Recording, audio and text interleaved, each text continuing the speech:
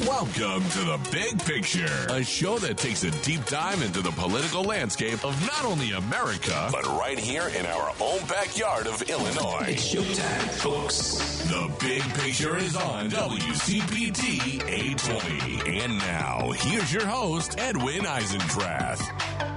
Hello, everybody. Happy Saturday. I was talking to my son, and he went through all of the concerts that people are going to in Chicago this weekend, and we tallied it up, and they're probably going to be a combined audience of about 300,000 people seeing music in Chicago this weekend, with the various venues. Some may be the same people coming twice, but we looked at the sold out stuff. 300,000 people coming to see music in this city. There's so much right with America, so much good in the country, and the tyrants want to take it all away. And today I want to start talking about supreme contempt, because our great democracy has been brought to this. The people are supposed to be sovereign, but for the Supreme Court, we, the people, don't matter, not at all, not one bit, not a bit. It was just a few years ago. The Supreme Court opined that big decisions are too important for a very public rulemaking process. Instead, they said any major questions must be fully debated by Congress. That was an outcomes-based decision that reversed what was called the Chevron doctrine, which the court had previously given us. It was intended to stop the administration's experts from regulating American businesses. Now, look, I don't agree with that decision, but I do agree with the reason they stated behind it. The court said that major questions in America ought to be determined by our elected legislature with full debate and transparency. Of course, that's what should happen in a democracy. But it turns out they didn't mean it. Nope, not one bit. It was just to stop Joe Biden from regulating. Because now that same Supreme Court, is imposing on us, actually, momentous decisions that fundamentally reshape our country. Decisions they make in secret, and they don't even bother explaining them to the American people. We're just supposed to suck it up. This is a radical and dangerous departure from democratic norms and values. Let's go back, not too far back. It was only 2021 when Joe Biden was president, and his administration was enacting regulations to combat climate change.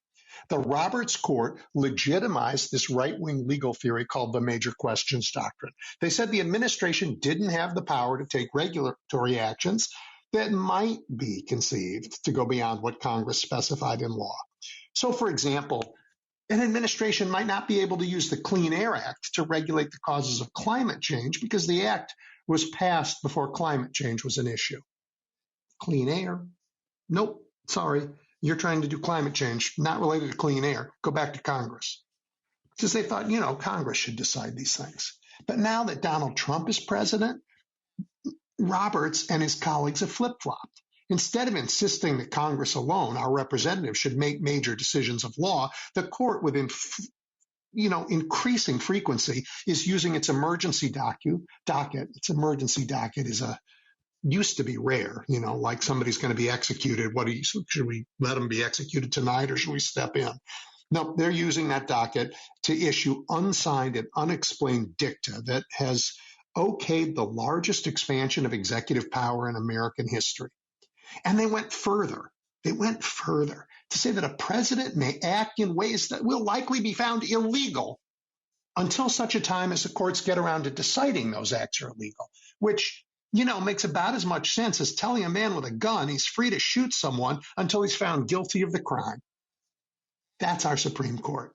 These decisions don't just contradict the court's own ruling on major questions. They're out of step with the vast majority of jurisprudence in America. Between May 1st and June 23rd, it's not a long time, right? Lower courts ruled against Donald Trump 94% of the time. 94%. And those rulings came from judges appointed by Republicans and Democrats, even a few appointed by Trump himself. Well, the Trump administration, they declared those losses emergencies and demanded relief from the Supremes. Never mind that losing in court doesn't actually constitute an emergency. Roberts provided the relief. Right there, that raises some questions, doesn't it? I mean, are these robed oracles on the highest court such far superior jurists that they know the law better than 94% of the judges handling Trump-related cases? That seems unlikely. And did they learn something radically new about the law in just the few years that would have them now repudiate their own major questions doctrine in favor of letting the executive branch decide not just, important questions, but constitutional ones as well? That seems unlikely. And anyway, if they did learn anything, they aren't saying. We're just supposed to suck it up. Who are we? We're not sovereigns anymore. We're just subjects. Journalist Adam Bonica did some digging on this emergency document.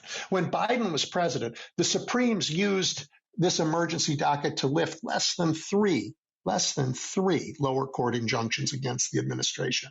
Now, mind you, Biden only sought relief in 22 cases. So it's a small number of injunctions, and the relief was about 14%. Okay. With Trump, he sought relief from 86 injunctions, and the court has lifted 66 of them, which is 77%. 14%, 77%. You tell me what kind of court this is. And further, every injunction against the Biden administration came from Republican judges, Republican appointees, right? Trump's been enjoined by judges appointed by presidents of both parties, and a lot because he's a lawbreaker. Bonica concludes that this is no longer the rule of law, but the imposition of autocratic rule. He's not wrong. The contempt for Americans as actual sovereigns couldn't be clearer. We are subjects. We don't even get to ask these people, what were they thinking? Why did they do this? What was the reasoning behind it? Who benefits? The Supreme Court's overturned a lower court order to allow Elon Musk and Doge access to private data held by the Social Security Administration. Why? They didn't say. What's he doing with that data? They didn't even ask. They said lower courts were wrong in order to allow immigrants to be deported to third countries, places they've never had no connection with, without prior notice and without due process. Then they doubled down to allow Trump to ship 8 people to dangerous South Sudan. Their reason? I'm sorry, Americans, you don't get to know. They overturned lower court again to permit the administration to rescind temporary protected status of immigrants coming from war zones. Why? Did they even ask if dropping unarmed civilians in war zones is the best we can do? We don't know. Look, they overturned lower courts last week to allow Donald Trump basically to close the Department of Education by firing all its workers. Never mind that Congress created the Department of Education and funds its programs. The court will not say whether that's legal for Donald Trump to do. Instead, they simply informed us it can't be stopped. May not be legal, can't be stopped. I'm sorry. In none of these cases do the majority of Supremes offer us any explanation. We're not entitled to it. But these unsigned, unexplained decisions are so out of the mainstream of American jurisprudence and American political culture that they've drawn fierce dissents. Look, I urge everyone to read those dissents. They are in our era what the Declaration of Independence was to our founders. They are clear testaments that we, the people, deserve the rule of law, that the law should be an instrument of freedom, not oppression, and that people, not kings, should be the ones making that law. There are, unfortunately, lots of these dissents to choose from. It was this week that Justice Sotomayor wrote one, and here's what she said. The president must take care that the laws are faithfully executed, not set out to dismantle them. That basic rule undergirds our Constitution's separation of powers.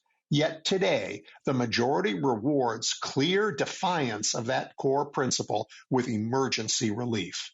Because I cannot condone such abuse of our equitable authority, I respectfully dissent. There you have it. A Supreme Court justice, not an ordinary citizen like me. is telling all of us that the Supreme Court is abusing its authority and letting a president dismantle laws enacted by Congress. That's tyranny, plain and simple. That's where we are. None of us is safe with these guys in power. None. There aren't middling steps. We can't petition them to act differently. They do not care. You do not exist for them. You don't. Our only hope is to throw them out. And my first guest is doing something about that. You will want to hear him. You will want to be part of that work. Ezra Levin, co-founder of Indivisible, joins us when we come back in just a couple minutes. You're listening to The Big Picture with Edwin Eisendrath on WCPT 820. Okay, welcome back, everyone. I told you before the break that this tyranny is descending on us rapidly and that there are some people doing something about it. And one of them is, of course, Ezra, who's my first guest, Ezra Levin. He is the co-founder and co-executive director of Indivisible, which, I don't know, is a movement that spread across the country and now just might be the biggest pro-democracy movement in American history. Boy, Ezra, you are busy. Hey, Edwin, it's great to be here. Always a good time talking with you. This one-party rule that we've got where the Supreme Court and Congress and the president are all working in sync to undermine our freedoms is so un-American and so dangerous. But there's no normal way to fight back. The institutions have failed, and it's up to the people. That's where the rubber has finally got to meet the road, which is why what you're doing is so phenomenally important. I think that's right. I was really taken aback by the reconciliation bill, this BBB bill, as Trump called it. It is one of the least popular pieces of legislation in American history. It is a piece of legislation that cuts Medicaid and other health care services for the vast majority of Americans while cutting taxes for billionaires and millionaires. The people were pushing against it. We were driving massive amount of calls and actions to vulnerable Republicans, trying to convince them to vote in line with their constituents' interests. The kind of campaign that we ran in 2017 to save the Affordable Care Act successfully, and it was striking how little success we had pulling over even vulnerable Republicans who should fear for their future political lives for supporting this legislation, and they still voted for it. They still voted for it because they are more scared of Donald Trump and MAGA than they are of their own constituents right now. And that's dangerous. That's dangerous for democracy. And what it tells me is focusing on Congress is not enough. Focusing on the courts, I think we're finding, is not enough. We have to actively push back against this administration, this federal overreach, wherever we are, in red states, blue states, and purple states, in rural communities, urban communities, suburban communities. That's what we need to do right now. And that's where our focus is now shifted in the aftermath of the reconciliation bill fight. Yeah. They passed a law that nobody wants that's going to hurt us, and they didn't care. And so that means right. That democracy, the normal checks and balances of democracy, including you got to worry about your voters, doesn't seem to bother them. So we really have to step up. And I actually worry about the integrity of our next election because I know they're coming after it. But look, we talked, I don't know, a couple months ago, right after you released your updated strategy guide. And here we are again as you launch a new training effort, A Million Rising, which I understand is like off to, a far more successful launch than any of Elon Musk's rockets. Yeah, we're pretty jazzed about it, I got to say. So this came out of the No King's Day protest. We had, for folks who weren't paying attention that day or were in a cave with your eyes closed and your fingers in your ears, not consuming any sort of media of any kind, No King's Day was one of the largest protests in American history. We were in 2,169 communities, actually not just in America. We were across 27 countries.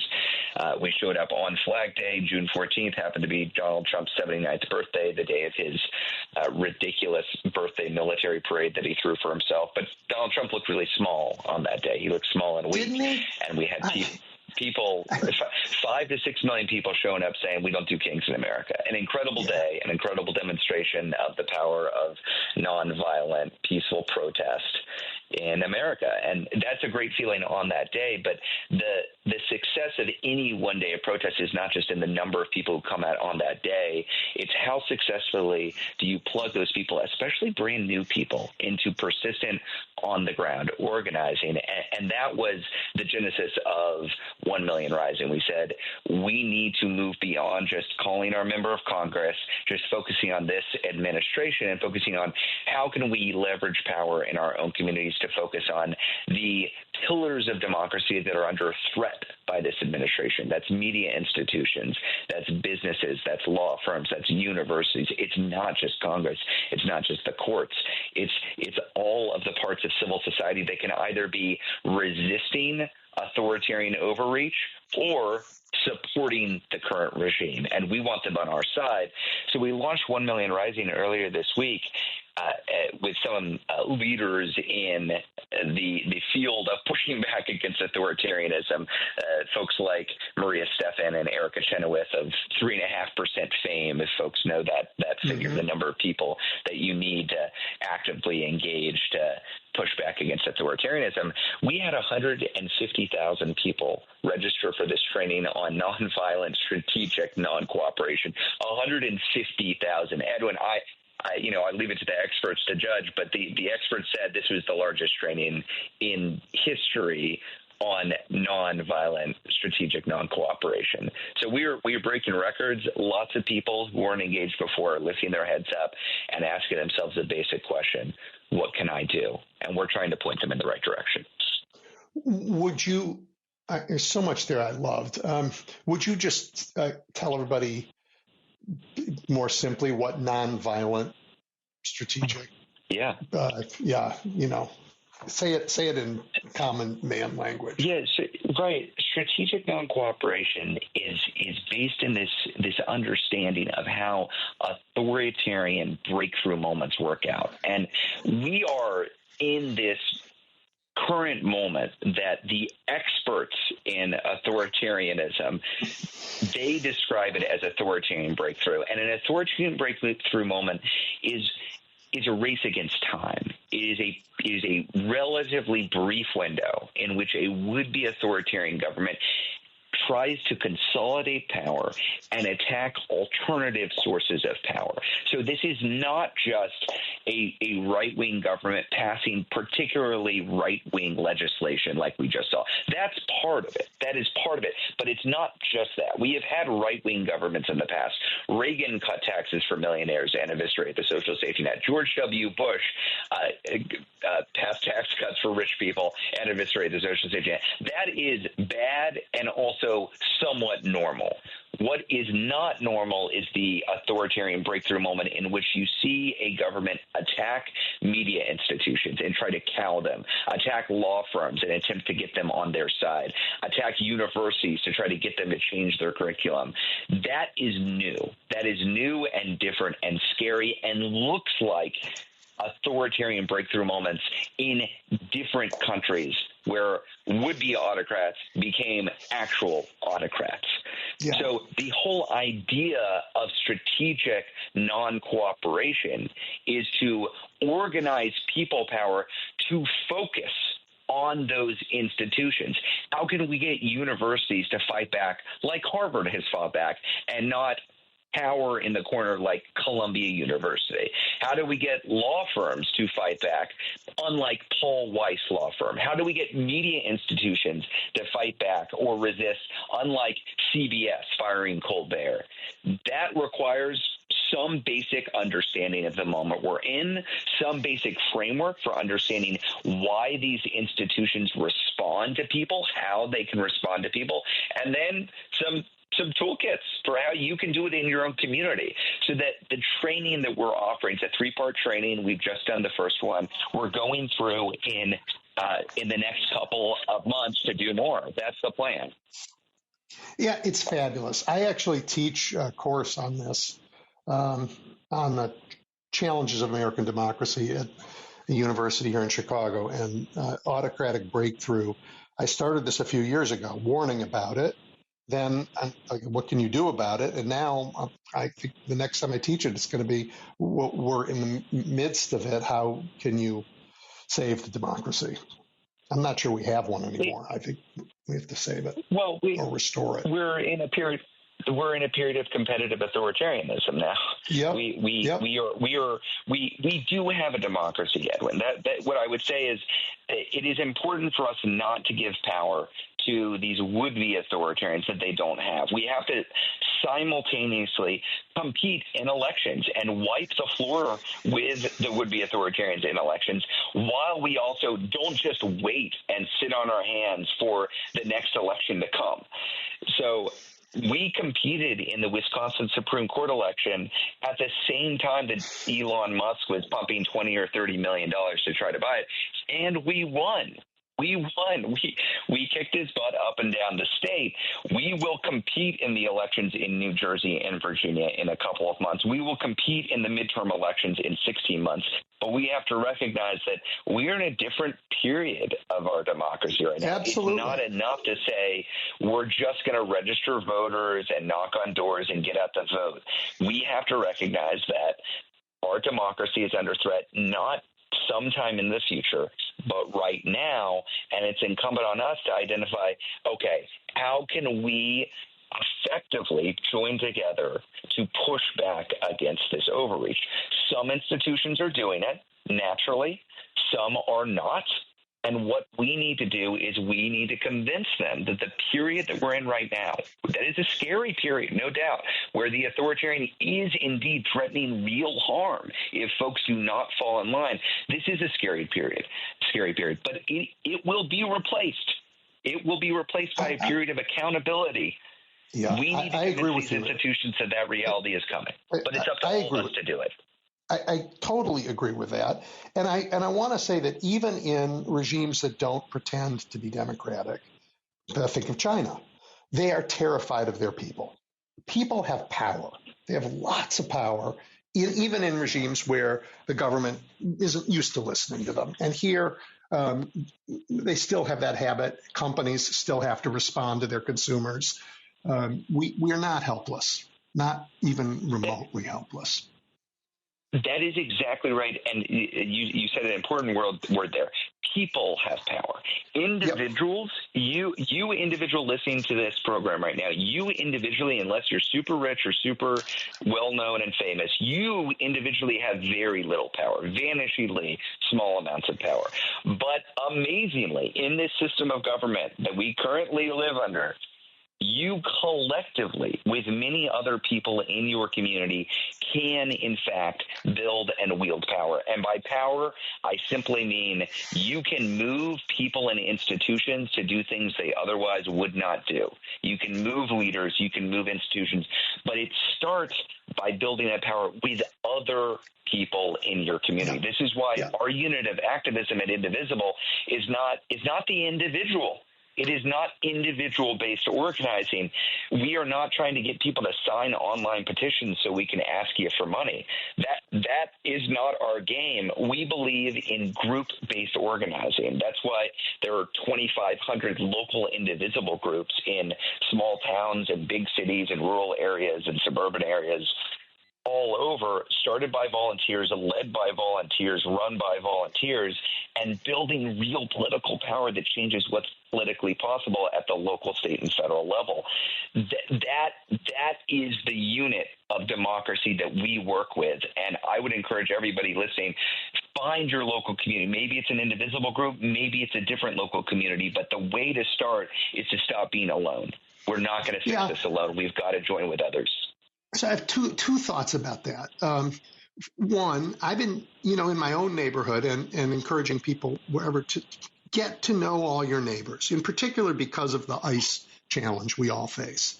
You want to be able to just start there, get to know the people who live around you so that when ICE shows up and says, I'm arresting this child molester murderer who lives next door to you, you say, no, I'm sorry. He teaches in a school down the block, and he is a friend and a neighbor. I mean, right? We need to know each other and look out for each other and start small. But what you're doing is starting small and getting big. And it was always the way progress was made in America. We outsourced it to lawyers for the last 40 years and lost this muscle. Just one you're reminding us to use again. But every bit of progress, whether it's pushing back against slaveholders before the Civil War or pushing back against Jim Crow, the whole civil rights movement, the whole women's voting rights movement, these were all mass movements of people who came together. And it was not one individual. It was, as you've pointed out, the collective strength of people.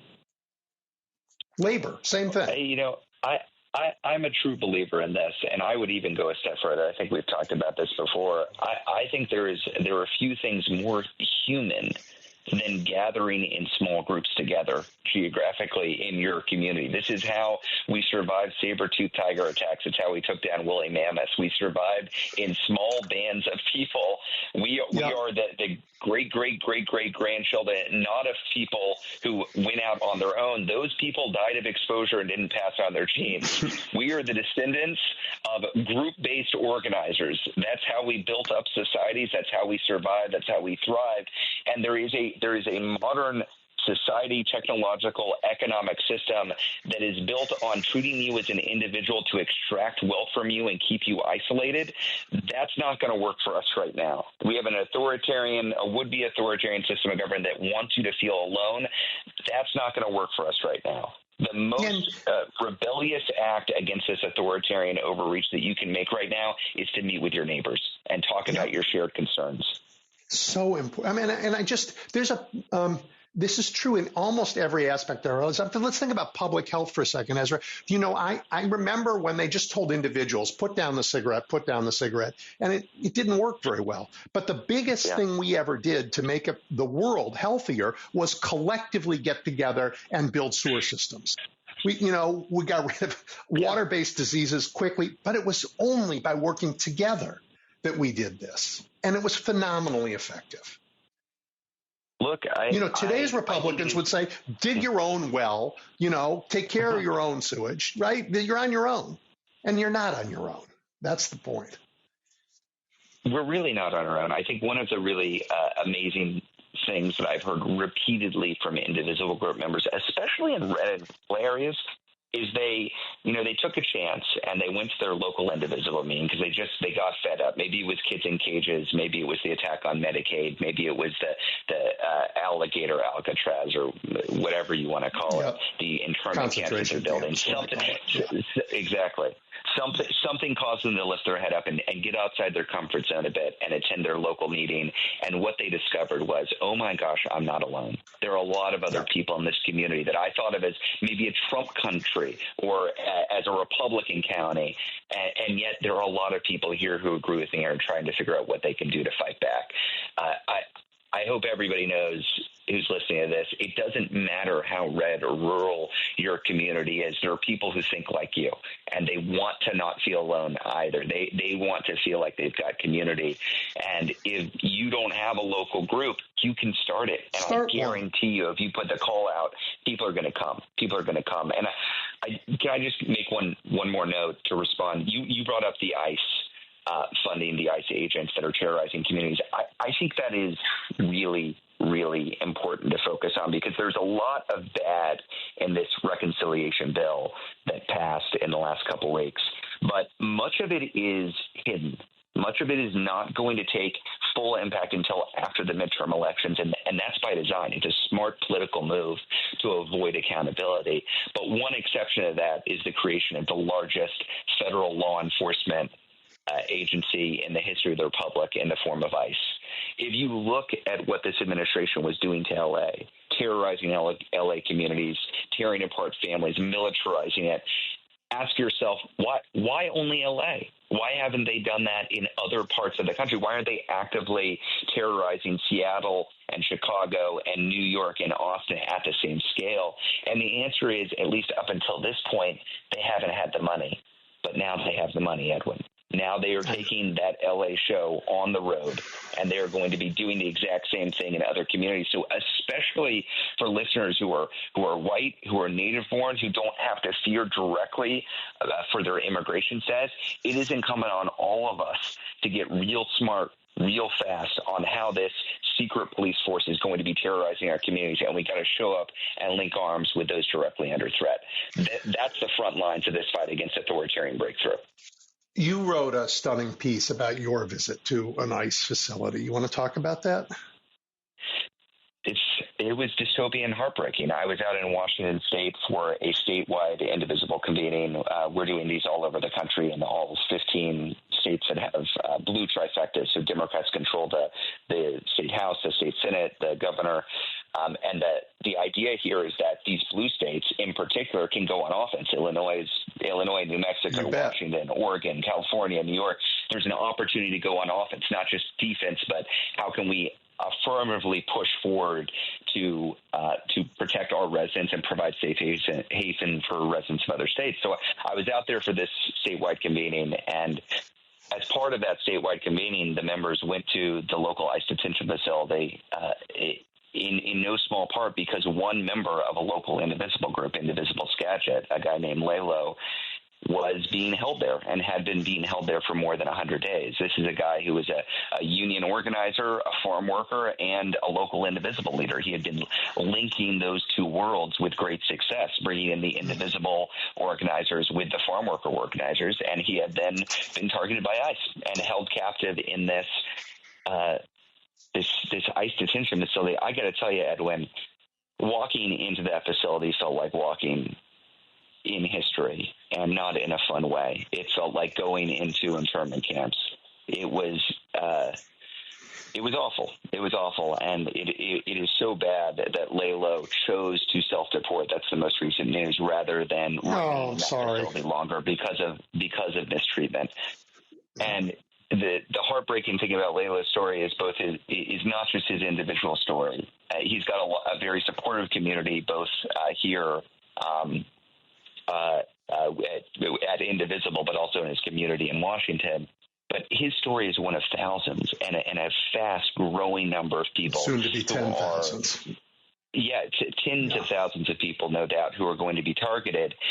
And it's just accelerating. We are going to see an unimaginable number of these camps, of these concentration camps constructed in America.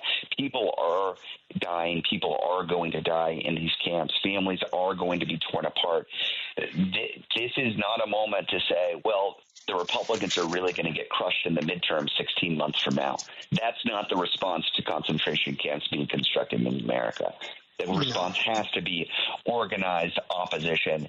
One thing I will say about Washington State, that horrible detention center, which is run by a private for-profit corporation, and Washington State, because it is a blue state, was able to pass a law forbidding for-profit private companies from running these detention facilities, and that one is scheduled to close in the coming months. That is good. It is good that it is closing. I think a question for all of us who live in blue states. I live in Maryland. If you're in Illinois, if you're in New York, if you're in California, you should be asking, what can we do to go on offense? What is my governor not doing that they can do? What is my city council person, if I'm in a blue city, doing that that they could be doing? What is my state legislator, my state senator? What could they be doing? And we should push them to do those things, not just wait for the next election. No, I'm pushing in Illinois for a constitutional amendment, like some of the states have statutes now banning, arresting somebody when you don't show your ID. You're hiding behind a mask. And in part because that will be on a ballot, too, and draw people out. So there are things we should push for. We were, as part of the statewide committee in Washington, we had an entire session on demasking ICE and what we can do at the local and state level. Because you can go on Amazon right now and buy a fake ICE costume if you want to dress up like an ICE officer to terrorize the community. And currently, ICE officers are not showing their faces and not identifying themselves. And so it's no surprise that you're also going to see vigilantes who take advantage of that kind of secret police behavior to engage in violent acts themselves. We saw this kind of behavior in the assassinations of Minnesota lawmakers. The guy who did it dressed up as a police officer. it is no surprise that the right-wing wackos who would like to cause terror and use violence against their political enemies are taking advantage of practices that the state forces are using right now. But we don't just have to accept that. That's the thing. This is not just, we are not just victims of. We have power. Donald Trump is an unpopular lame duck president. Even on immigration, he is 15 points underwater, according to most recent polls, because it turns out even if you're somebody who likes the idea of stronger borders, even if you're somebody who likes the idea of some of Donald Trump's immigration policies that he campaigned on, you don't like denying people due process. You don't like disappearing Americans to an El Salvadorian gulag, and you don't like the militarization of American cities like they're doing in L.A. He doesn't have support for this. So it is not just the morally advantageous, the morally right thing to do to push back against this. If you're a politician, this is politically advantageous for you to be seen fighting against this federal overreach. But we've got to convince politicians that it's in their interest to actually fight back. And we do that not just by making a donation or not just by making a call, but by organizing in our community to push collectively. That's what politicians, that's what leaders of institutions actually respond to. Yeah, we do it by becoming stronger, and we become stronger together. Yeah. I had two related conversations. One last week with Andrea Pitzer, who's an expert on concentration camps, who scared me to death by explaining to me that is exactly what we're doing. And the other with a great scholar from the University of Chicago on federalism, on what states can do and what the federal government can do, and how that fight has gone back and forth. And, we talked about the 10th Amendment. Ezra, the 10th Amendment is like no one's ever tested this, but it says power is not, given to the federal government, are reserved to the states and to the people. And no one's ever tested what the and to the people mean. And our founders understood it, and then people must have forgotten it. But I think you're on the verge of testing what that actually means. And we may have to go to court and test what it means, too, because people have real power. The people have real power. And so I've seen two effective sources of pushback against Trump in the last 8 months. One has been the courts, and the other has been organized people action. That's it. I worry about the courts, to be honest. Yes, because the Supreme Court is in the tank. Yes. I mean, the judges, Republican and Democrat, have done a fine job. I give them a lot of credit. But the way our system of law works, the Supreme Court has a lot to say. And this unsigned, unexplained dicta of theirs is dangerous, repulsive, autocratic. I mean, John Roberts is maybe worse than Roger Taney. It's a very tough call. It is a tough call.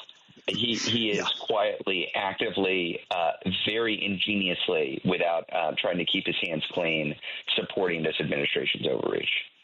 Yes, but it has also supported undermining people forever, undermining the Voting Rights Act, doing Citizens United. His hands aren't clean. His hands absolutely are clean. I mean, he made a name for himself in the Reagan administration trying to gut the Voting Rights Act. I mean, he is ideologically driven, and he pursues his policy agenda very effectively. So I'm under no illusion about that, which is why, look, I'm all for testing the 10th Amendment or testing other innovative legal strategies, and I have very little faith that this Supreme Court is coming to the rescue. I agree. I think the courts at a lower level have held on and done a lot of good work. Yeah. And also, I'm not counting on the courts to save us. I'm just not. I don't think ultimately if Trump is able to consolidate power further, will the courts continue to hold? Will the Supreme Court back up lower court rulings? My guess is no. And the real backstop for democracy has to be organized people power. And let's be clear, you're not counting on Democrats either. This is not partisan on your part. This is about people and organizing and democracy. And I mean, I think about the Democrats who voted for the crypto bill this week. For gosh sakes. You don't care who's standing on what side, as long as the people are heard and, democracy works. As you say, we've had conservative governments before. That's not a threat to democracy. It's a threat to other things, but it's not a threat to democracy.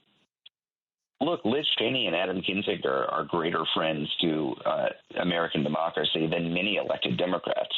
This is not particularly partisan. There are far too many elected Democrats in Congress and elsewhere right now who might engage in the aesthetics of opposition. They might give a long speech or send out a blistering press release attacking Donald Trump. Asking for money. But when it comes down to and then they will ask you for money. But when it comes down to their votes, you're exactly right. We had more than 100 Democrats vote for a crypto bill that allows Donald Trump to take in more bribes through crypto.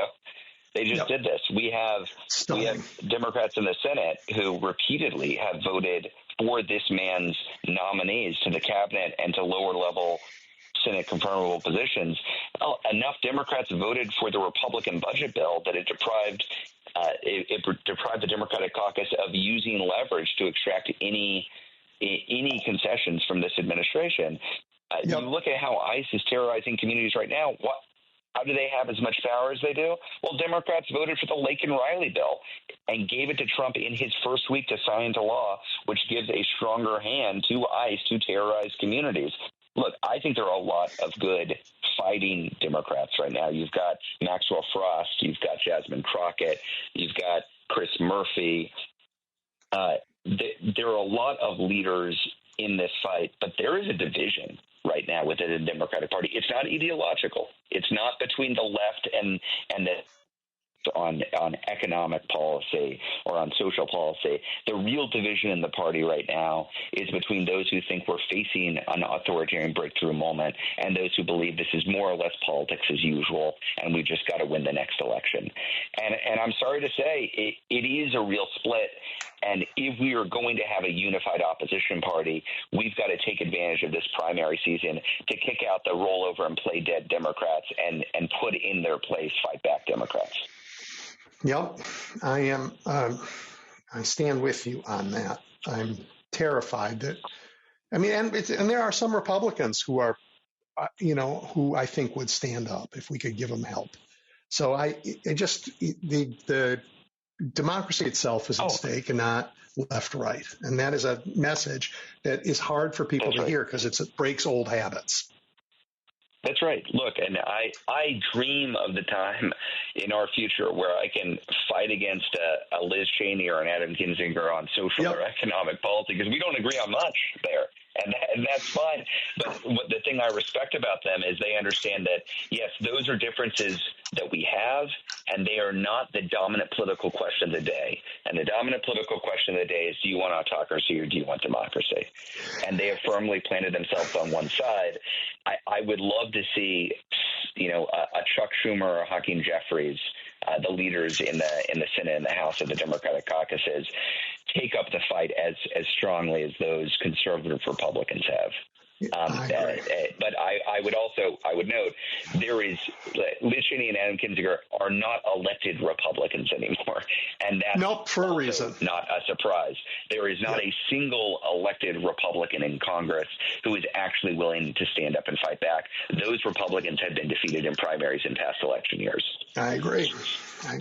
So there are some examples. I mean, what happened at CBS, appalling, but the 12-member board of the Fulbright scholarship crowd all resigned en masse rather than let Trump. That's the kind of thing we need to see. Like, no, you do not get to take us over in our name. That's not going to happen. That's right. Look, we were in contact with the Harvard organizers in the lead up to, the bullying that they've experienced. And what we heard directly from them as they started putting up more of a fight was that the hands-off protests in April this year were instrumental in helping them find courage. I think I hope people understand as they're trying to consider, like, what's the point? Like, why show up at all? How can this have impact? And the answer is, all these institutions, all these leaders right now in this moment are unsure of what to do. They're honestly unsure. And they're trying to preserve their institution. They're trying to preserve their reputation. They're trying to be smart right now. And if you believe that Donald Trump is indeed going to consolidate power effectively, and he is attacking you or your institution, the smart move is to give in. That is the smart move. But they are trying to see, is there going to be a fight back? Is democracy going to reassert itself? Are the people going to organize? And so showing up in this moment is part being on the right side of the history. You want to raise your fist and say no kings. That's partly good to do for yourself. But you're also sending a message with millions of other people that do this to those institutions, to those leaders that, hey, we're going to move beyond this. This period we're in is temporary, and we are showing you with our actions that this is temporary. So I have seen in the last 8 months effective organizing that sends strong signals that then firms up institutions that might otherwise crumble.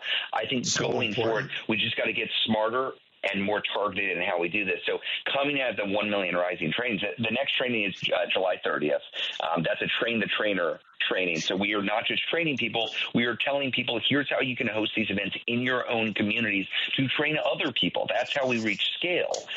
In these trainings, we are ultimately going to lead to some number of national campaigns, but a lot of this is going to be work done at the local level, because what you do in Hope, Arkansas, or what you do in Fort Lauderdale, or what you do in Austin is going to be different than what the folks in Chicago or New York or San Francisco do. And that's okay. That's good. That's good. That's great. Because you shouldn't just sign a single online petition and think you've done your civic duty. That's only going to result in you getting asked for money by some institution.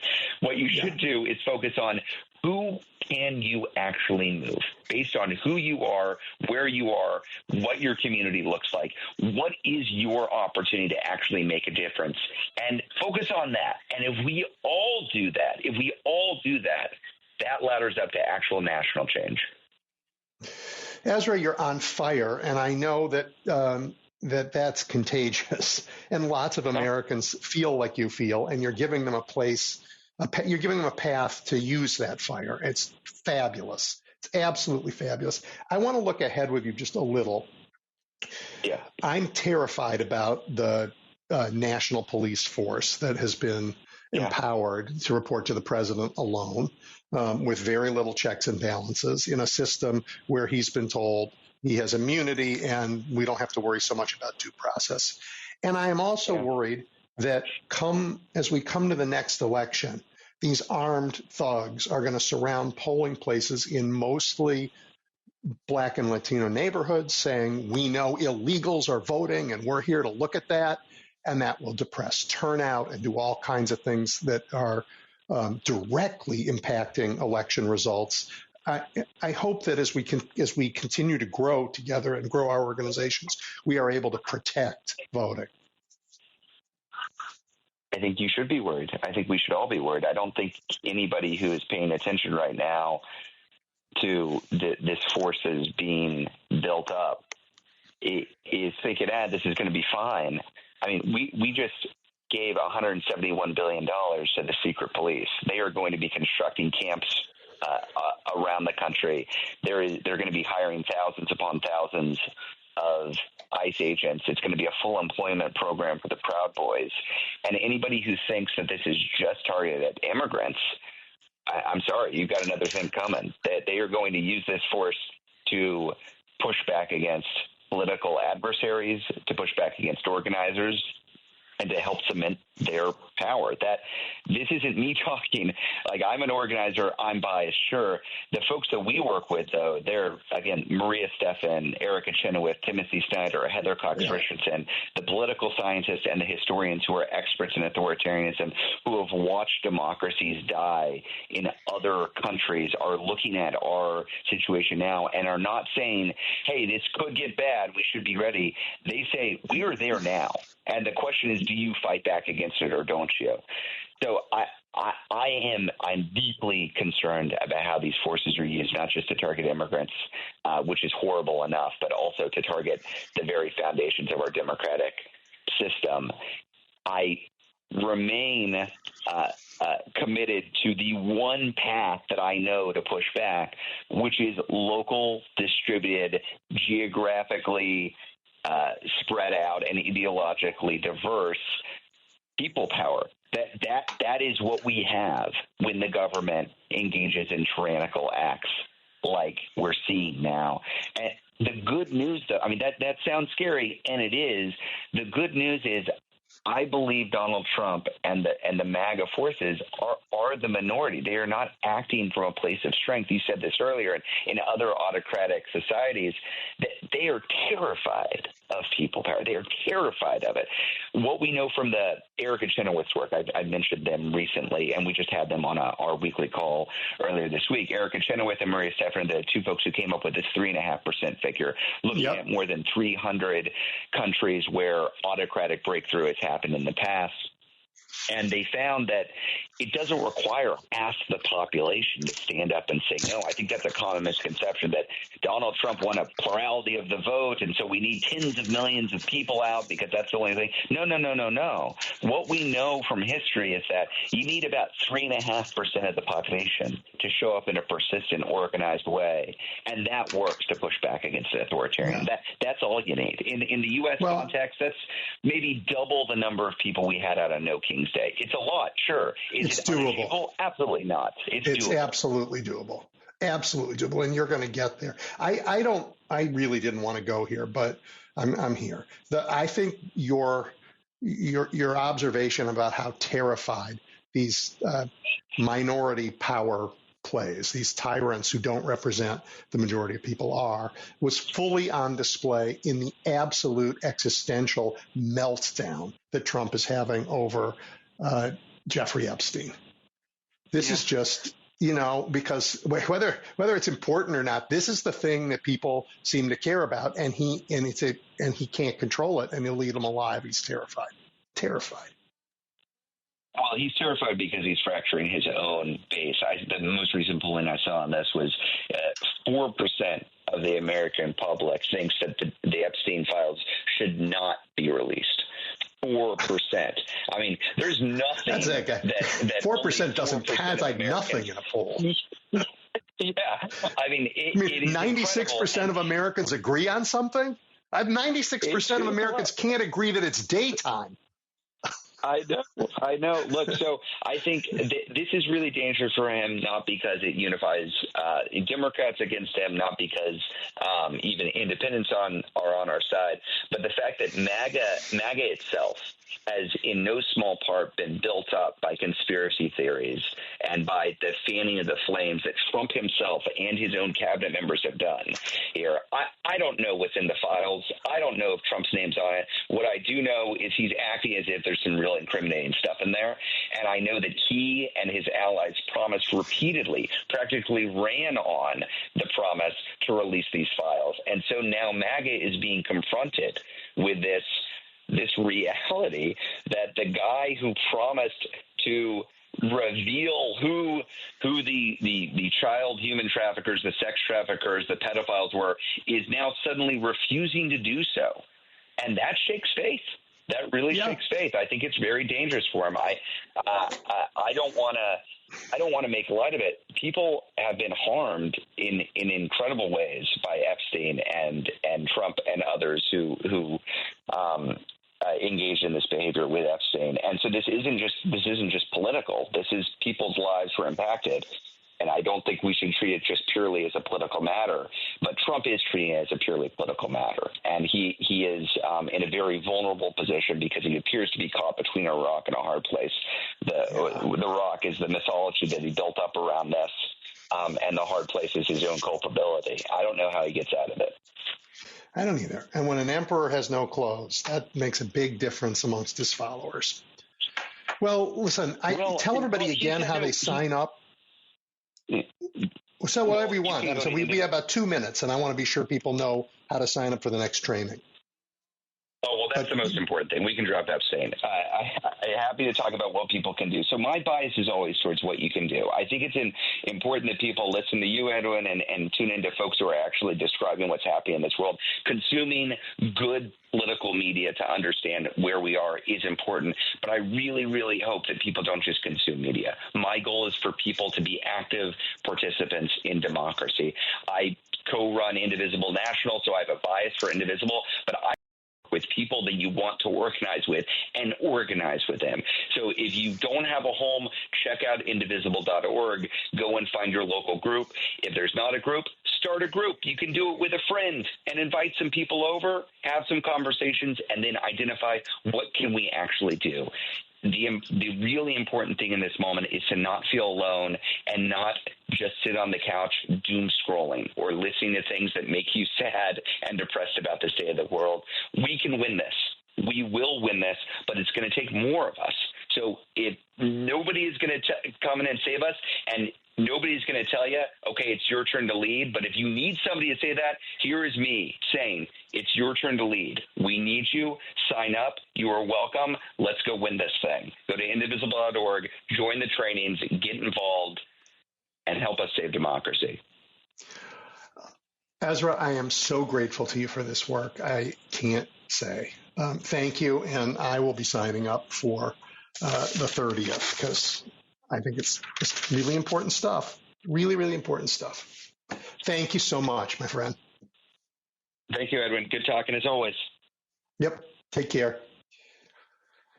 All right, everybody, we're going to take a break for the news, and Mark Maxwell, great reporters, joining us in a moment.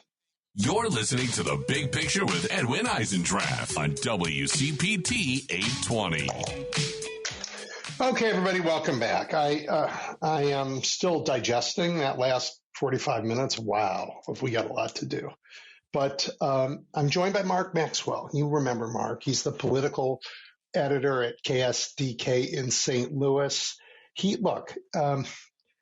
I guess we have to say this now about some journalists, and I guess we can't say it about others.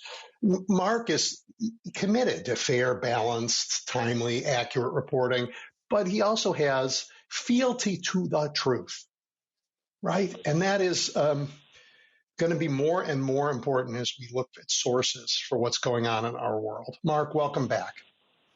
Well, thanks, Edwin. You always find a way to outdo your last introduction. I guess I got to send you that $5 gift card to make up for it sometime soon. No, seriously. I mean, it's hard to know. We'll talk about this in context, I guess, in a minute. But there's so many lies out there. And your profession, journalism, is so in the crosshairs of pressure from this administration, and some have caved to it. It's really quite astonishing. Yeah, I think there is something to be said, too, for the way different cultures and different newsrooms. I mean, it's easiest to see it on cable news, where they've almost become caricatures of themselves sometimes, where you have groups of people who tend to swim in one direction, and it's really hard once the whirlpool gets going to turn and swim the other way. So it is easy to see big groups of people in certain cultures kind of all migrating in the same direction. And yeah, I think that journalists are always trying to, at least you hope, journalists are always trying to just remain curious and courageous enough to say, hey, hang on a second. Why are we doing that? And just keep raising those questions, hoping that as the audience watches along, a light goes off and they say, oh, huh. And so that's part of the goal. I agree with you, but journalists also work in organizations that are owned by people who aren't journalists and have other interests.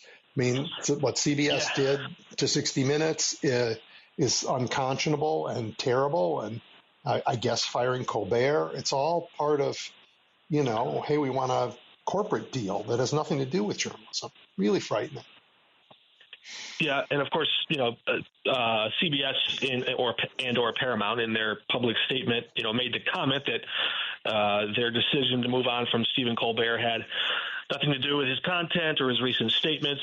I don't know how well that message is being received by the masses. There's nothing to see here. Nothing to see here. No, go look somewhere else. Right, but even with 60 Minutes, one of their senior journalists raised a question and said she didn't know anymore how much it made sense for corporations to run newsrooms, and that was an interesting question. You don't often hear journalists start to publicly raise those questions, and it gets you thinking. I mean, there are a number of different ways that journalism can happen. I will say this: I'm proud to work for I'm in advertising television, right? Local news and advertising pays the bills, but I've not had pressure at the local level from executives saying, "Oh, you can't go there, you can't do this." I've had quite the opposite experience, which is encouragement to go there, to challenge power, I think there are people, even in corporate boardrooms in some places, believe it or not, who want to see good journalism happen. And I think that they understand the civic importance of that ingredient in a good free society. And so I think that those people can be persuaded that this is in the best interest of all of us to have, people in power who still have to answer to someone. I agree with you. But a few people who don't believe it are tainting people's expectations a little bit. I do think most people want a free press in America for sure. Hey, you cover St. Louis for sure, but lots of rural Illinois and Missouri. How are people reacting to the big law that just got passed? Do they know about it? Do they know what's in it? Is it been part of the conversation? What's the feeling about that? Yeah, certainly the elected officials have been out there trying to, Republicans, especially Senator Eric Schmidt in Missouri, has been front and center trying to push what he sees as the benefits of cutting waste, fraud, and abuse, or using, food, nutrition assistance benefits or Medicaid benefits to pressure able-bodied people back into the workforce. That's his perspective, right? He's been out there trying to persuade That's people what he's saying. Yep. The ultimate effect. And then you have, in our neck of the woods, you have Congresswoman Nikki Budzinski or Congressman Wesley Bell, two Democrats on either side of the Mississippi River here, and one in Illinois, one in Missouri. They've been out persuading people of the downsides of all this, that rural hospitals over the long term are going to see more choke points. It's going to be harder for people to get access to Medicaid in the first place, and then it's going to be harder for rural hospitals to get paid, especially when a surge of people will perhaps come into the ER seeking health care, and then they can't pay for it, but the hospital has to take them anyways. And it's hard to persuade the masses, I think. I think for the people that are really paying attention, really reading this, really understanding the big picture, they see where health care is going under this new Medicaid shift. They see the new pressures coming. But, the way this bill was written, a lot of those pain points aren't going to be felt until 2027, 2028, 2030, and then it gets bigger and bigger. So, obviously that's after several elections from now. So I think that at some point people might say, oh, yeah, wasn't there that big bill, but I didn't really feel it. So I don't know. Maybe it doesn't affect me just yet. That's an interesting part of this. So, we'll have to watch and see what some of the effects of that bill will be in the near term and, watch to see how the public responds to it. I will tell you one person who's been really fascinating to watch as this whole thing plays out has been Josh Hawley. And maybe you've been watching some of this. But I've been watching you watching him. So, yeah. Well, you don't even need to watch me because he went to the pages of the New York Times. He built a national soapbox 6 weeks before the vote. And the headline of his opinion article was, "Don't cut Medicaid." He said to do so would be morally wrong, politically suicidal. And he got pretty specific, explaining the pressures that rural hospitals especially would face. Now, after he raised those issues, the Republicans stuffed $50 billion, $10 billion a year over the next 5 years into a rural hospital fund. So over the next 5 years, states across the country can line up and apply for some slice of that $10 billion a year dollar pie to help support rural hospitals. But the cuts that are coming are exponentially larger. The estimated cuts, the Congressional Budget Office says there are going to be far more people. I think the estimate was nearly 250,000 people in Missouri, and maybe 500,000 people plus in Illinois, that over the next 10 years will lose or not have access to expanded Medicaid pools. And when those people don't have their insurance, we know what happens. And there's a loss of access to health care. People get sicker. Hospitals have a harder time keeping their doors open, especially in those rural places where they just don't have a ton of patient population. They don't have a big profit center, so to speak. And so the business of healthcare gets harder and harder to do in those scarcely populated places. So Josh Hawley himself said, don't do this for all these reasons. And then he voted for the bill to do that, the deciding vote. And then within a couple weeks, filed a bill to undo the thing he just voted to do. So do you sense someone who wants a political future in all this, trying to, be on both sides of it? He'll tell you there were too many good things, in his view, in that bill not to vote for it, and that you take one step forward in legislation and maybe you have to live to fight another day. That's his best reasoning that he's given the public so far on how he's kind of twisted himself into this pretzel here. But that was certainly an interesting political moment to watch him criticize the thing, then do the thing, and then come back around and criticize it again. You don't see that very often. Yeah, it makes no sense. I mean, you don't get elected to pretend. You get elected to go to Congress and cast votes. And the vote he cast was for the thing he said was immoral. The rest of it's just noise. Well, but he's really good at the noise. I think that's the part of it. It's a lot of people are good at the noise, but the votes matter. There's words and there's actions, right? I mean, it's sort of the classic cartoon of a politician, right? They'll say one thing and do another. And here you have a guy who said, "Oh man, we a couple of years ago when President Biden was still in office, he said we need infrastructure in this country. We need to build infrastructure in this country."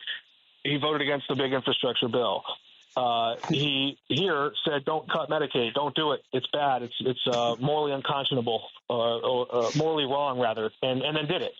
And then he filed a bill to say, "Wait. Let's undo that part of that bill."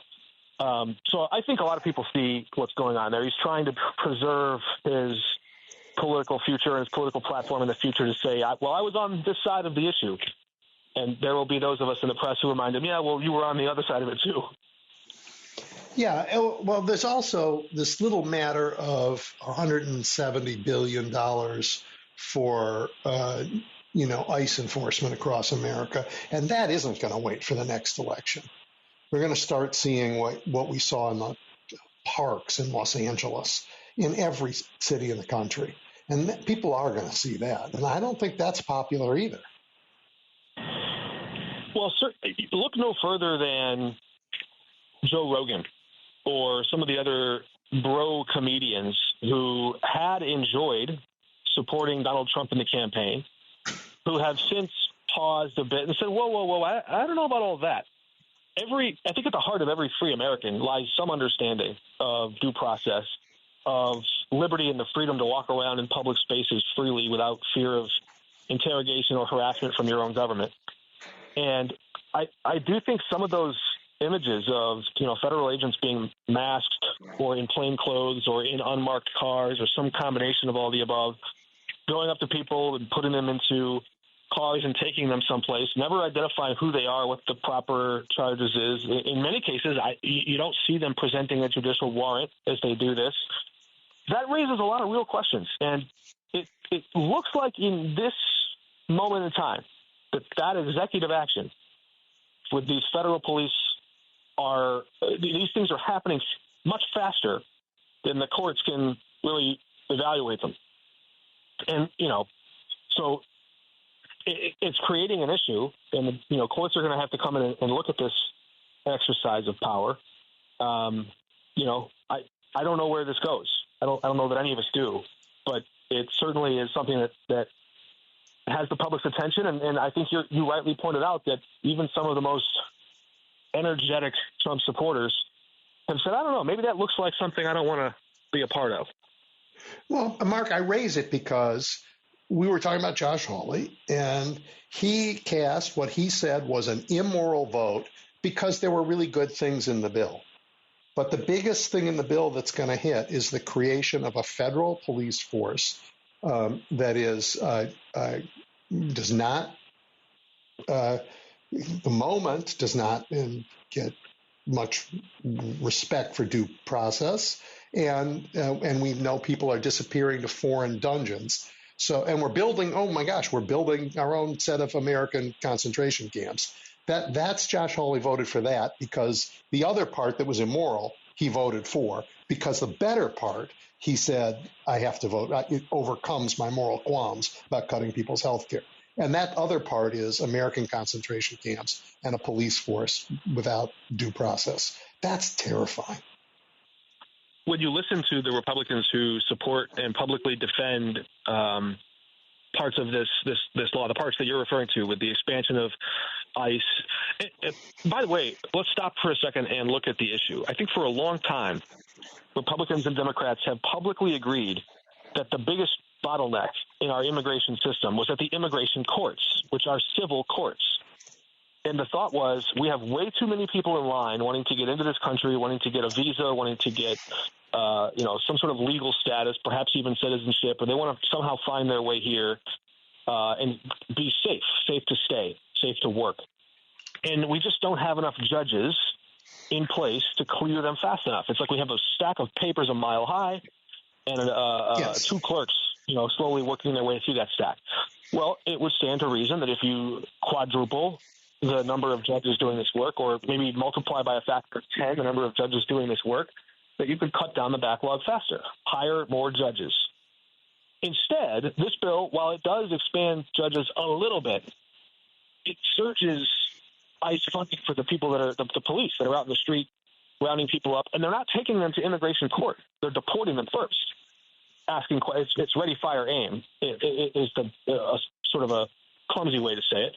But so this bill is very, very aggressive on round them up, ship them out, and it's not quite as thoughtful or as urgent on let's speed up the line, which I always thought was part of the promise. And by the way, that was part of the James Lankford bipartisan Absolutely. There was a bipartisan bill that did all of that. That would have solved our border. Yeah. And also enforce the border. Right. But they didn't do that in favor of a police It's important force. to point out. Yeah, it's important to point out that this is very nearly the same Congress just 2 years ago or 1 year ago that had this issue in their lap, that voted against expanding the judges, speeding up the line, and now vote for expanding the police force to speed up the deportation force here.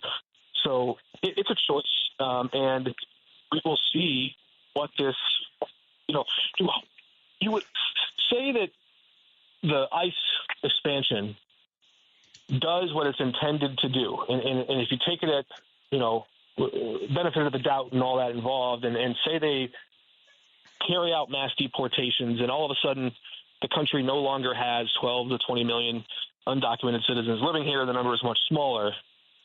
Well, then what? What do you need that big ICE police force for? If they do their work in the next 4 years, what do you do with them? Do you keep them budgeted at that same level? Or do you or do you direct those police to do something else? And what is that? Yeah. I hope we don't have 4 years of them here to figure that out. But it's really terrifying. I'm absolutely terrified by that. More than I can say. Let's turn to a different topic. Are people feeling, the news on inflation is that it is back and ticking up, and these tariffs are having an impact, particularly on things like housing prices, or if you want to buy a dishwasher or something like that. Are people noticing that, and how are they feeling about it? And do they think it's Joe Biden's fault? I've given up trying to understand. I shouldn't say I've given up. It's a constant journey trying to understand how voter sentiment, shopper sentiment. You look at all these financial reports, and I'll start with the caveat, Edwin, that I chose a career in words and not in numbers for a reason. Okay, when I listen to the smart people, the economists talk about some of this stuff, you do see pressure, you do see pain, but when voters digest the economy, they do so based on, yes, inflation, yes, prices, yes, numbers, but also like gut feeling stuff. And that's where it's harder to really analyze it. So, yeah, I saw the same reports you did. Some of the different, the inflation is picking up at a faster rate now in recent days, and a lot of the economists tell us it's because of some of the tariffs. Also because when the Trump tariff policy started taking effect, all the math worked in Trump's favor if the dollar stayed strong, if the dollar beat other currencies. It hasn't done that. The dollar started to weaken, and that's one of the things that, for the big macroeconomic picture, it isn't working out quite the way Trump had sold it to the public.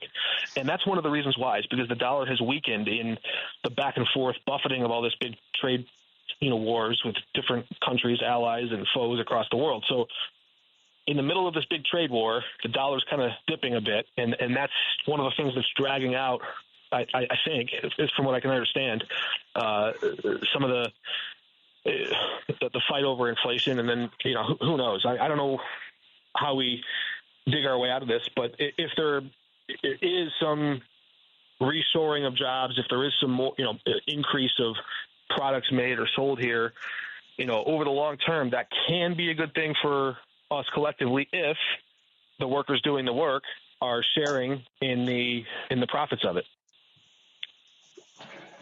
Big if, Mark. Big if. You guys, did St. Louis have local elections recently? Yeah, there was a city council election, I think. Was there? We had a mayor's election back in, a mayor's election in April. St. Louis has a new mayor. Are any of these issues playing out in the local elections, or are local elections still really local? Have you seen this big conversation within the Democratic Party about rushing to deliver basic services with abundance? Yes. That theme, I don't think we use the word abundance here in St. Louis, but that theme was present. You had a progressive black woman mayor who was in her first term fighting to keep her job, Tashara Jones, and this was her first test of reelection. And she had come into office selling the city on these big sweeping things, reparations and changing, the entire policing system to be more community-centered. And a lot of folks bought into some of these things. And in the process of that, she inherited some of the different headaches from COVID and the pandemic. But trash wasn't being picked up. Alleyways were overflowing with dumpsters, things that would have made Richard Daley toss in his grave. I mean, a lot of the trees weren't being trimmed, and basic city services were sort of falling behind. And so there became this growing frustration in this city that maybe some of those big picture things could wait for people to just have the things they paid their basic taxes for delivered to them now. And so the incoming mayor, who's now the incumbent mayor, Kara Spencer, also a progressive, she just ran a really basic campaign saying, I'm going to get back to doing the stuff the city promised you to do and the stuff you deserve. And she pounded that message home. And she won the support from a lot of the building trades. She won the support from a lot of the city workers. She won the support from a lot of the business groups that wanted to see safer streets. And so there you go. I mean, you have she won by a landslide. It really wasn't even close. Yeah, okay. I love that. I love local elections, and I love when they're focused. Mark, the first time in my life I ever made a deal in politics was about tree trimming. Tell me more about that. Seriously. Well, I'll tell you this story quickly. So I inherited nothing from the alderman who came before me except a list of trees that weren't trimmed. Okay. So I went to the city department that was supposed to trim the trees, and I couldn't get anybody to meet with me. It was before cell phones. I mean, I was like knocking on the doors. Finally, this guy agrees to meet with me and says, Alderman, I'm surprised you're here. We've been in your ward trimming the trees for the last 10 days, and I'm heartbroken. I was like 27 years old. Like, am I wrong? Do I really not know this? And he said, let me show you. And he hands me a piece of paper, and it has the addresses where they've trimmed all the trees. And I look at it, and it has like the 2000 block of a street called, Berlinger.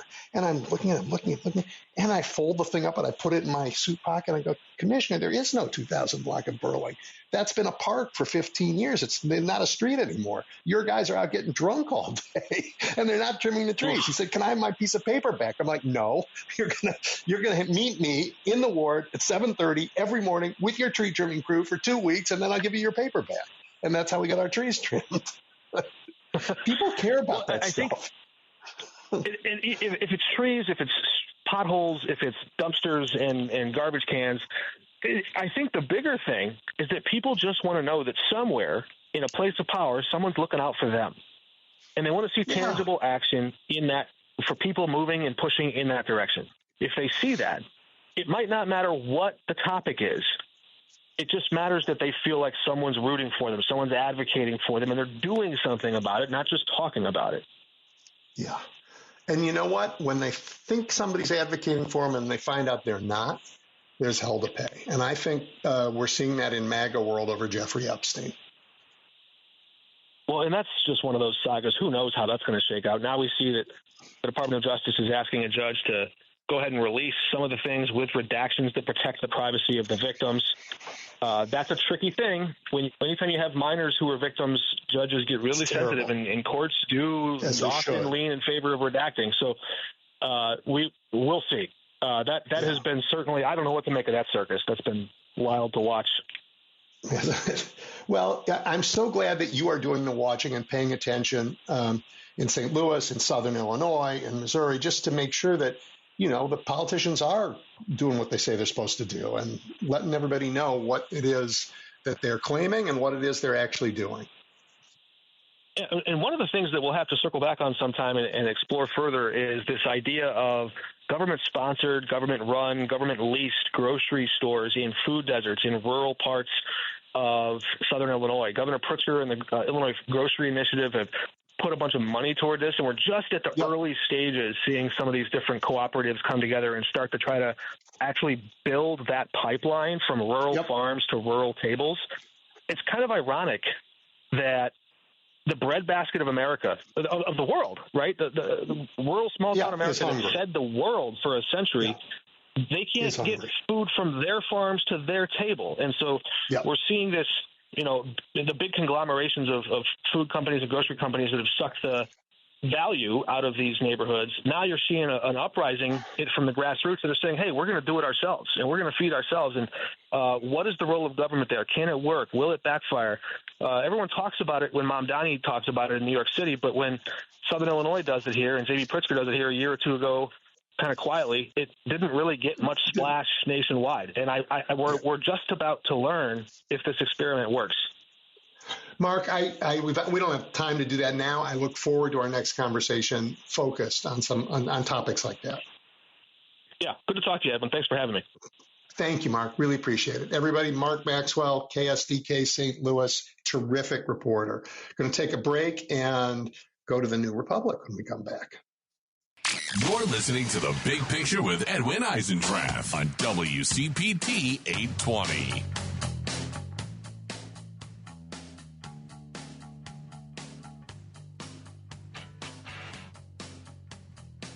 Not anymore. Okay, great.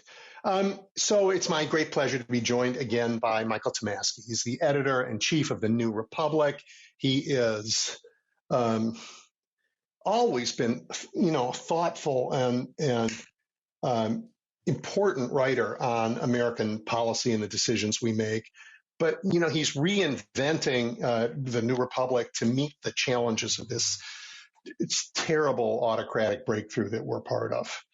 Michael, welcome back. Thank you. Always a pleasure. Very kind. Can we talk about? I appreciate it. I have so much I want to talk to you about, including some things that are in the current, that you've just published. But first, can we just talk about Donald Trump's truly terrible week? Just have some fun with that. Yeah, well, the conventional wisdom, of the last 24 hours seems to be that, the Wall Street Journal story has rallied his troops back around him. We'll see if that holds, but you know, it was still obviously a very bad week. I mean, this is the first time in 10 years, Edwin, that he misread the room, so to speak. You know, that he miscalculated the thinking of MAGA world, and it must have come as a shock to him, but it did expose this fissure, and this story is a long way from over. You know, more things like this Wall Street Journal story are going to come out. You know, he's okayed the release of some grand jury files, but that's just a fraction of the Epstein material that the FBI is sitting on, that other people might be sitting on, that Ghislaine Maxwell may have locked away in some safe that nobody knows about yet. I don't know. There are going to be more stories. There may be women, right? We don't know, so I don't want to say there are, but there may be women who were then girls who may come forward. So, you know, there are a lot of more twists and turns to this. And finally, I'll just say, you know, the idea of Donald Trump suing Rupert Murdoch is, you know, really delicious. And one of those things that make you wish both sides could lose. Isn't it? It's like I looked up the word Schadenfreude, and that was the definition. Yeah. The two of them suing each other. It has their pictures. Yeah. Wow. But, you know, it was also a week where Donald Trump's age and health was in the news. And I know they beat Joe Biden up terribly, but he's got this, you know, this vein problem, I guess. His texts are completely crazy. You know, I think we're going to see some of him. He's old, right? It catches up to all of us. And that's going to matter, too. I mean, this is their pantheon of, you know, what they created to make these issues, and they can't outrun them. He's definitely in stage 7. Yeah. You know, the lean and slippered pantaloon, I believe, this is what Shakespeare said. Anyway, yeah. Meanwhile, it's it's real. I don't want to make light of it. It's just not a topic that attracts you or me. But it's distracting from the real damage he and his lackeys in Congress are doing to America. And I don't think you and I have talked since the passage of maybe the worst piece of legislation since the Fugitive Slave Act. Yeah, it really is that. And, you know, I felt a little bit ashamed toward the end. I didn't even really realize until the end what may well be the worst aspect of that bill is the billions and billions of dollars to round people up and detain them. The worst. Creating a police state for this guy? American Stasi? It's absolutely terrifying. Yeah, it's unbelievable. Terrifying. I mean, so heretofore, the ICE budget has been around $8 billion a year. As a point of comparison, the FBI's budget is $11.3 billion a year. So this bill had $30 billion for ICE. So for an agency to go from $8 billion to $30 billion in a year that alone is insanity, right? You can't do that. You can't hire people that quickly. You can't hire responsibly that quickly. Responsible. Right. Yeah, you're going to be hiring. You know, you're going to be hiring maniacs, which is what he wants, I guess. And then another $45 billion to build detention camps. It says 100,000 beds in the legislation, but $45 billion sounds to me like a lot more than 100,000. But even if it's quote unquote only 100,000, you know, that's a hell of a lot of people, and it's not, you know, and it's a lot of people who came here illegally, but otherwise have been living, you know, honest, honorable, industrious lives. And some of them didn't come here illegally, and he's making them illegal. Yeah, I mean, right. Some came here, but, you know, asked for asylum, got told, okay, well, you're over here, wait for your court date. But it's all perfectly legal, and he's just said, nope, now they're illegal. Yeah, right. Some people, we've read of a lot of those stories. Some people have their papers, and they were just hauled away. It's just shocking. Well, I worry what's happening in the United States. And I had an expert on, Andrea Pitzer, last week who convinced me these are concentration camps. These are places where people get taken without due process, just population control kind of gestures that have a long history in the world, and ones that Americans have mostly rejected. I mean, we did it to the Japanese in World War II, shamefully, and I guess before there were concentration camps, we certainly pushed Native American populations around awfully. But to go back and to proudly do it again, it's sickening. Yeah. I mean, we haven't done this to people. I mean, I guess, we've always done it a little bit along the border. But to expand this in this way and do this, it goes back to those Japanese camps, which were, one of the most infamous things in American history. Right. And we were at war, and now we're not. I mean, there isn't even that excuse. Right, there isn't even that excuse.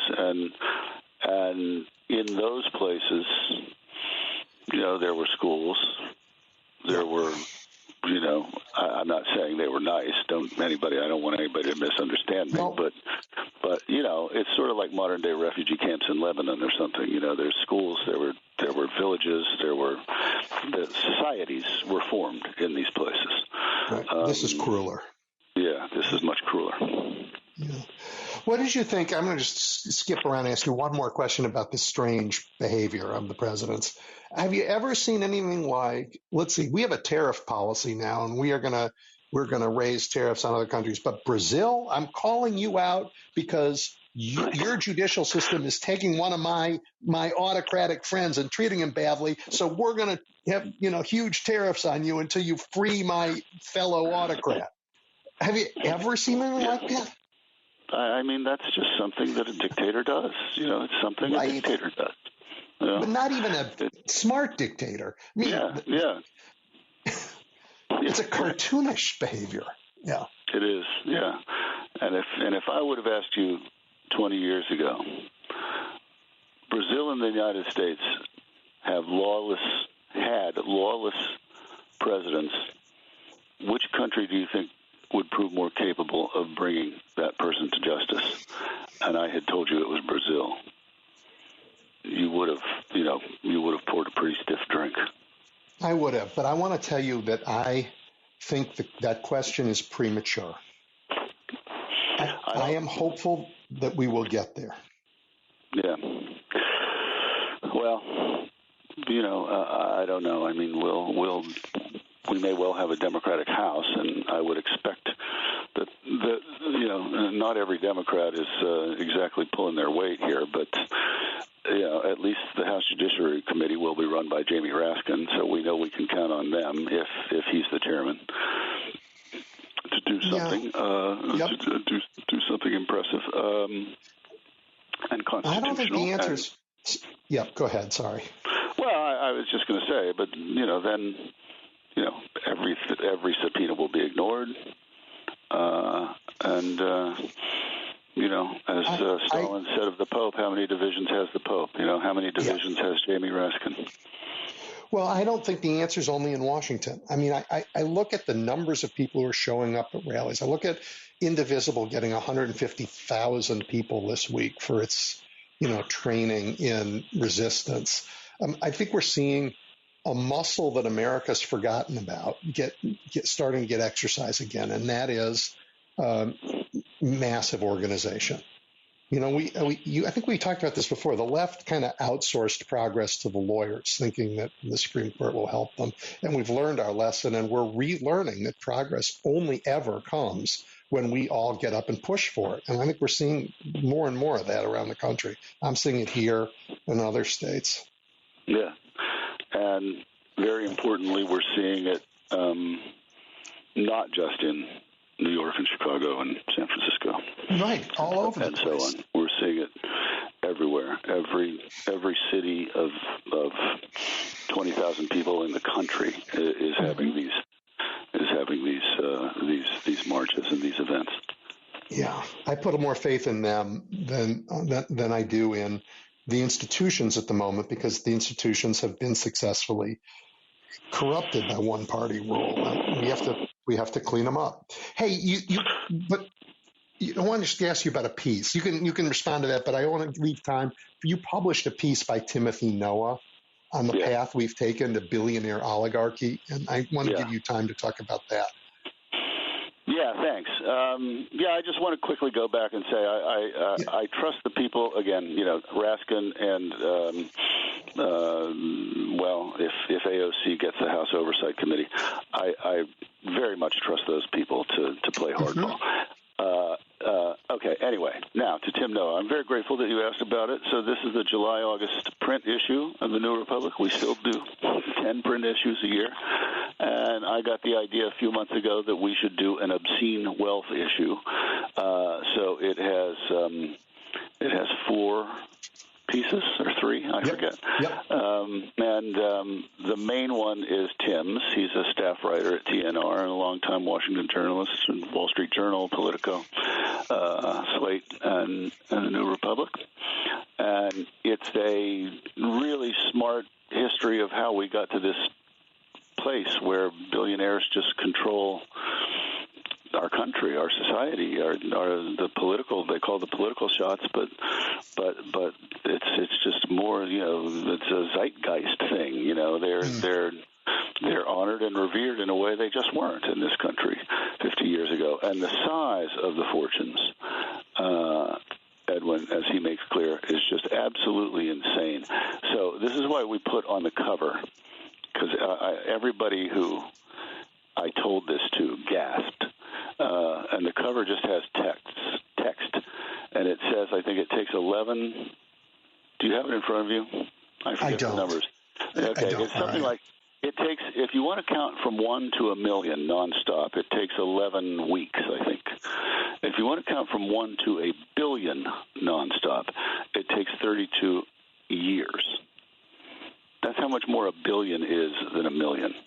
Yeah. And Elon Musk has 300-something of those, and Mark Zuckerberg and Jeff Bezos, and even pikers like Mike Bloomberg, have 70 or 80. It's insane that these people have this amount of money. It doesn't fit in a democratic society, and it hasn't always been this way by a long shot. Tim writes that the richest man in America in the mid-1960s, when we were kids, right? You're about my age? Yep. Yeah, the richest man in America in the 1960s was J. Paul Getty, who was worth, I believe the number was $6 billion. And, you could adjust that for inflation, and it goes up to, I don't know, 50 or 70 or something, but it ain't 300. And the number of billionaires and the size of these fortunes, it has happened because of political choices, but it's not just tax cuts. Tax cuts can't make that happen. It's happened because of society has adopted a different set of values than it once had. Yeah. I mean, the story, I wrote down some things, Andrew Mellon, who was pretty rich in his day, died with $350 million or $7 billion in today's dollars. The rich today are richer than anybody's ever been, and even inflation adjusted.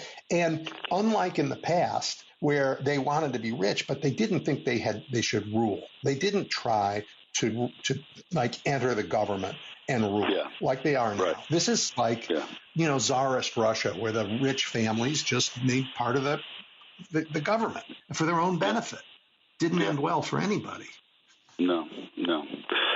It's a great story. I think people should read it. I mean, not that it just mentioned, my old governor Everett Dirksen at the top, and ends with, sort of my current or my old Senator Everett Dirksen, and ends with a discussion of whether J.B. Pritzker, who's also a billionaire, is going to do the right thing going forward. There's a lot of Illinois there that tickled me, but beyond that, it's just truly interesting story.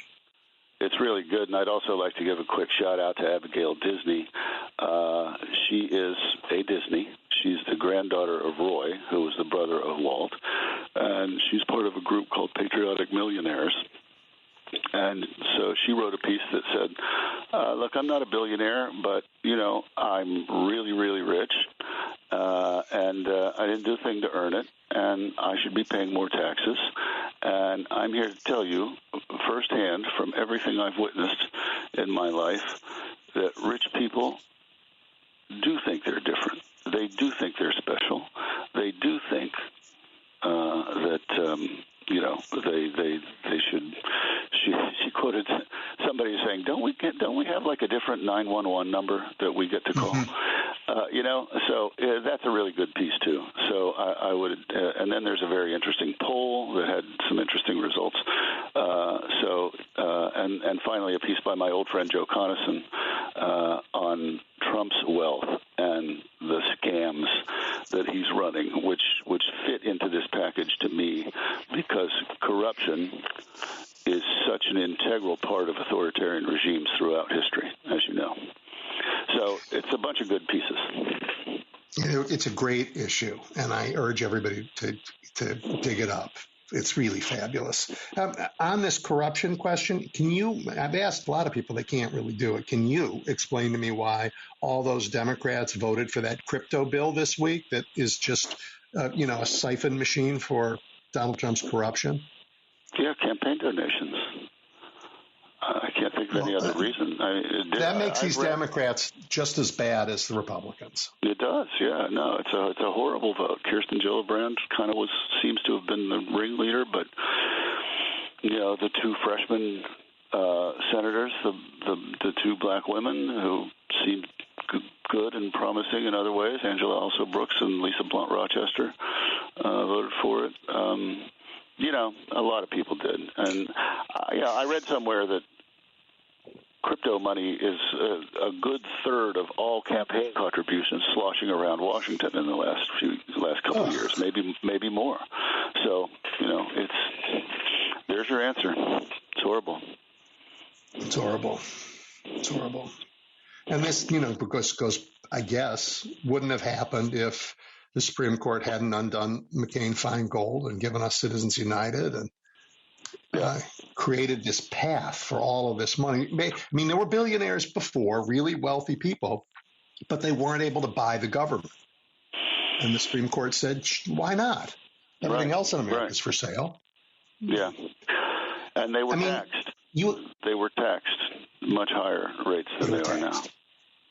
That's right. We had the Great Compression, which meant I grew up with some people I grew up with some of the Pritzkers, and I think this is a terrific family. I do, with great values. But when I grew up, they lived like the rest of us, because that's just we all lived alike, and that was just how it was. It wasn't people didn't live on.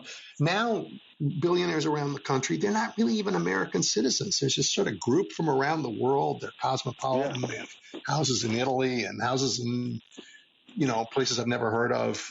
It's just not. There's not this loyalty to a place and to the people in that place. Yeah, you're right. Michael Dell, a few years ago at Davos,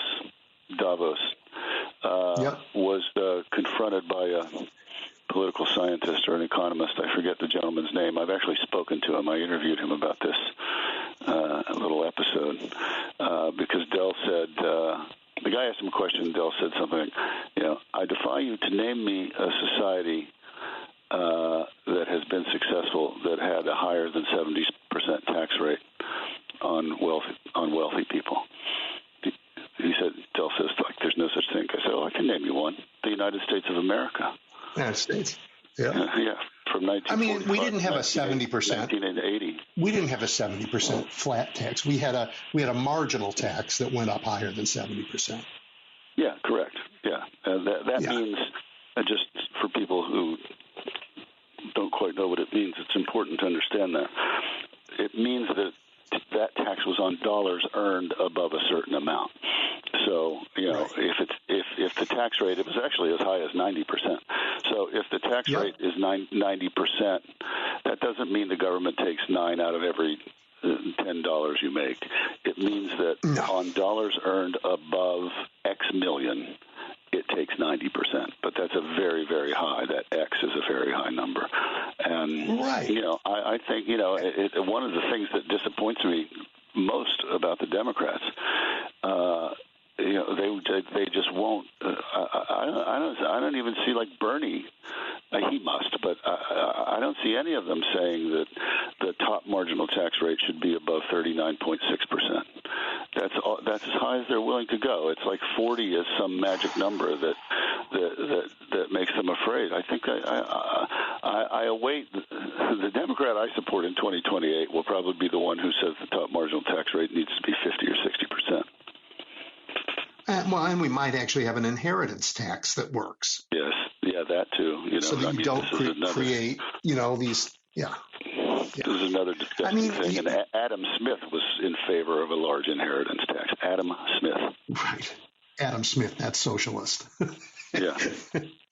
Yeah. I mean, this piece of yours is so great. You write here that, the 9 billionaires, closest to Trump, this was in that piece we were talking about.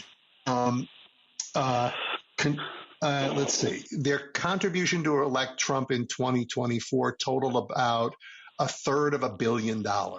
Then they leveraged another $6 million on his inaugural, which raised $239 million, 4 times what Biden's did. The 3 biggest billionaire donors and the 3 highest-ranking billionaire appointments: Musk at $291 billion, Lutnick at $14 million, and McMahon at $12 million. I mean, these are not, representative of America. It's just so corrupt. It's really awful, and every cabinet is rich, but not like this one. Not like this one, and just the simple fact that they've fallen out now, but the simple fact that Elon Musk was able to spend $270 million electing this guy, and then turn around and get appointed to do the unconscionable damage that he did. Yeah. But you know what? On Wisconsin, right? He came there with all his money to try and steal a Supreme Court seat, and the good people of Wisconsin said, "Yeah, you can spend a little more. Like, while you're here, buy some bratwurst, because you know what? We're going to beat you." And they did. Yeah. Yes, they did. And so, yes, good on Wisconsin. Go Badgers. There's some good news around the country. I mean, they in North Carolina, those Republicans tried to steal a Supreme Court seat and disenfranchise voters, and they almost got away with it, but they didn't. And maybe they'll win a Supreme Court seat in the next election and undo their gerrymander, and that would be a real big thing. Yeah, it really would. It really would. No, there are millions of people, and we're putting together a future issue. We're going to highlight some people who we think are doing impressive work on the front lines of this fight. But there are thousands of such people out there in the country, and there are millions who feel like we do. And, his approval numbers are, I don't know, they're stubbornly high and weirdly high to me, but still, he's underwater. He's 44 to 56 or 43 to 57. America doesn't like what it's seeing here. Are you going to have a process for identifying these heroes? Because I would like to nominate a few. Yeah, just let me know. Yeah, I mean, I'm just assigning our writers to go out and find people, but. Yeah. But unbelievably great things are happening. Yeah, but I'd welcome. Send me an email. Okay. I'd welcome that for sure. All right. Yeah. Thanks. I mean, I just, and I only know, I have my lens, but all over the country, I'm finding wherever I talk to people, they talk about what they've seen going on, the resistance, the fight back, and just in some places, the actual good work of governing that's keeping people, giving them some confidence or reminding them what governments are meant to do. Yeah. Yes, absolutely. And, it's going to be a big job, de-Trumpifying this government and this country when that day comes, hoping that it comes. It will come. But there's a lot of people who are contributing to that. I don't know if we've talked about this. I've talked. My audience is going to be mad at me for mentioning it again, but I'm going to. Whenever an autocrat is overcome, it's important to take their symbols of power and do something with them. Berlin is the bravest city at that, but Robben Island is no longer a site of terror in South Africa. It's a shrine to fighting against terror. We did that in our country after the Civil War by taking Robert E. Lee's plantation, his slave camp, and turning it into the honored cemetery for our own dead who defeated him. And I just think Mar-a-Lago has got to become the Smithsonian Museum of American Fascism. And I would push very hard for that. I mean, it's fun, and we like that idea, but that's what you have to do. Yeah. We need to do it. Yep. Well, Michael, it's awesome. Always great to catch up. And can they still get this issue on the newsstands? Yeah, because it's a 2-month issue. It's a July-August issue, so it's out there. Should be out there for another month, and of course at .com. And I would humbly encourage people to please subscribe. It's really cheap. You can get a digital subscription, so you don't have to have antiquated paper coming to your house. But some people like antiquated paper. But check us out. It's really great stuff, everybody. And this particular issue on gargantuan wealth and its misplaced role in our government and in our society, it's tremendous. So I urge you all to look at it. Thank you so much for spending Saturday with us.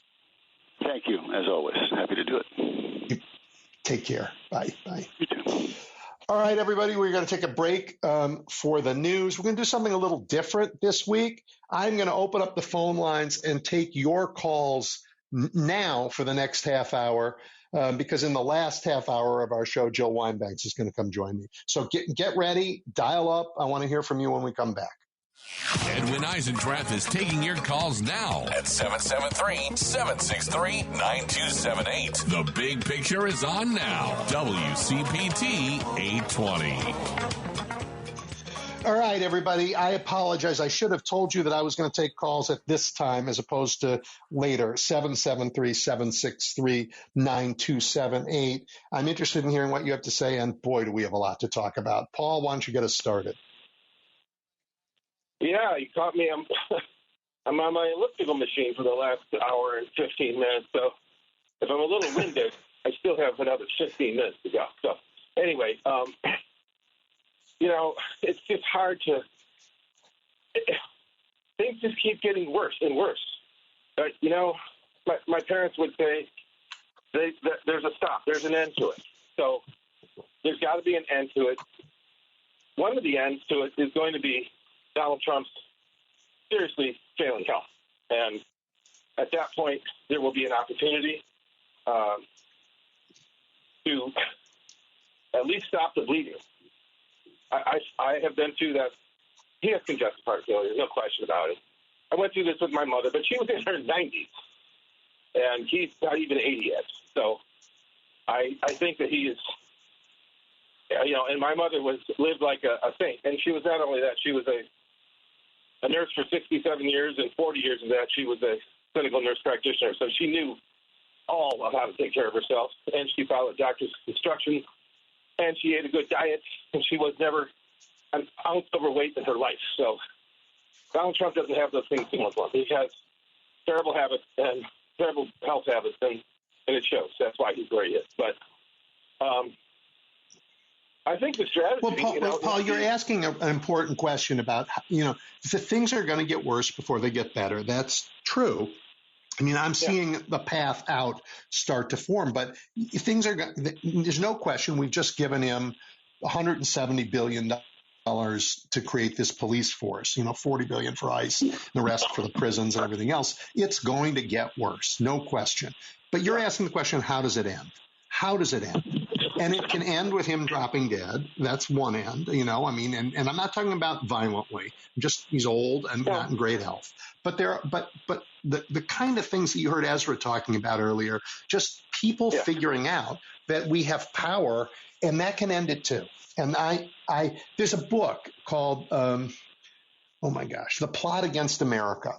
It was Philip Roth imagined this dictatorship coming to America. He imagined that, oh, for God's sake, what's the name of the guy who flew the first solo flight, Spirit of St. Louis, to the, across the Atlantic?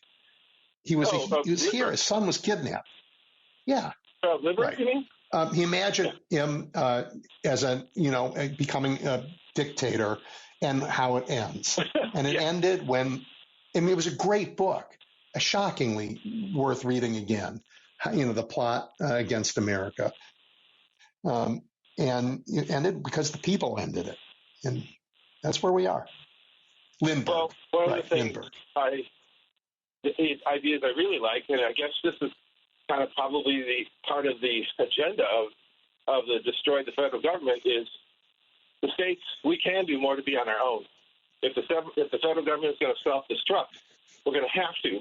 And one of the ideas I really love, and I'm really going to get hold of my state representatives, is state grocery stores. 40% of the food that's farmed is thrown away for cosmetic reasons. It's stupid. And if that produce would be, it would help the farms to have a place that would buy them. I don't think the Safeways and the Krogers have anything to bitch about if they don't want to buy the stuff and say that, oh, you can't undersell us. Well, I would go there. Well, they are saying you can't undersell us. They're lobbying against this everywhere, but we'll see. There are places in rural America where they won't go. They're harder about doing it in a city where there's more, where they have more competitive stuff. But in rural America, I think they'll let us do it. As you said, if they create urban food deserts, they're pulling out of the cities. You can't say we're pulling out and you can't do anything about it. That's what the problem with corporate America is. Yeah. And the they can say it. In fact, you shouldn't say it, but they can say it, and they do say it. Okay, well, let them. We have to make their money count for less, Paul. Yeah, the Supreme Court ruled that Monsanto's their seeds are intellectual property, so the farmers have to buy them every year. Farmers there's a way to communicate with them too. That you can't your soybeans that you grow, you can't have the seeds that grow in them. No, because they propagate on their own. Yeah. Well, this is just crap. And the Supreme Court, as you pointed out in your commentary, is just crooked. They have abandoned. It's hard to think of things, when I'm doing my writing and teaching next fall about Supreme Court precedents when so many of them are being overturned. These are like stalwart doctrines that they have just abandoned. And without reason. I don't know how you can be a lawyer.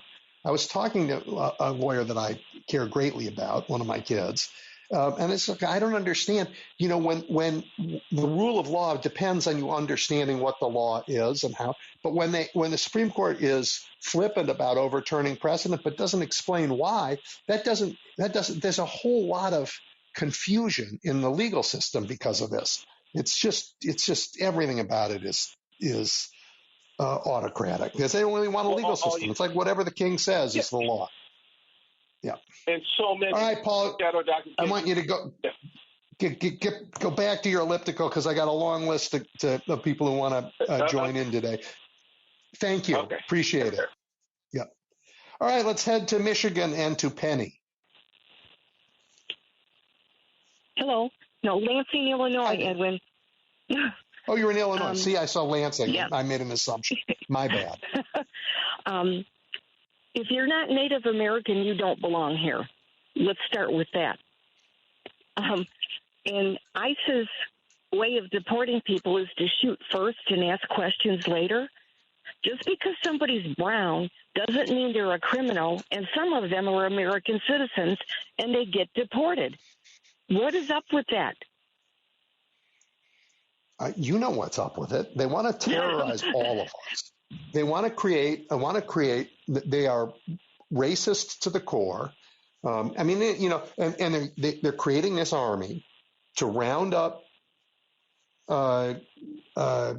anybody who came here, even people who are here legally, right? I mean, there are a lot of people who aren't citizens who came here legally, and they're being rounded up.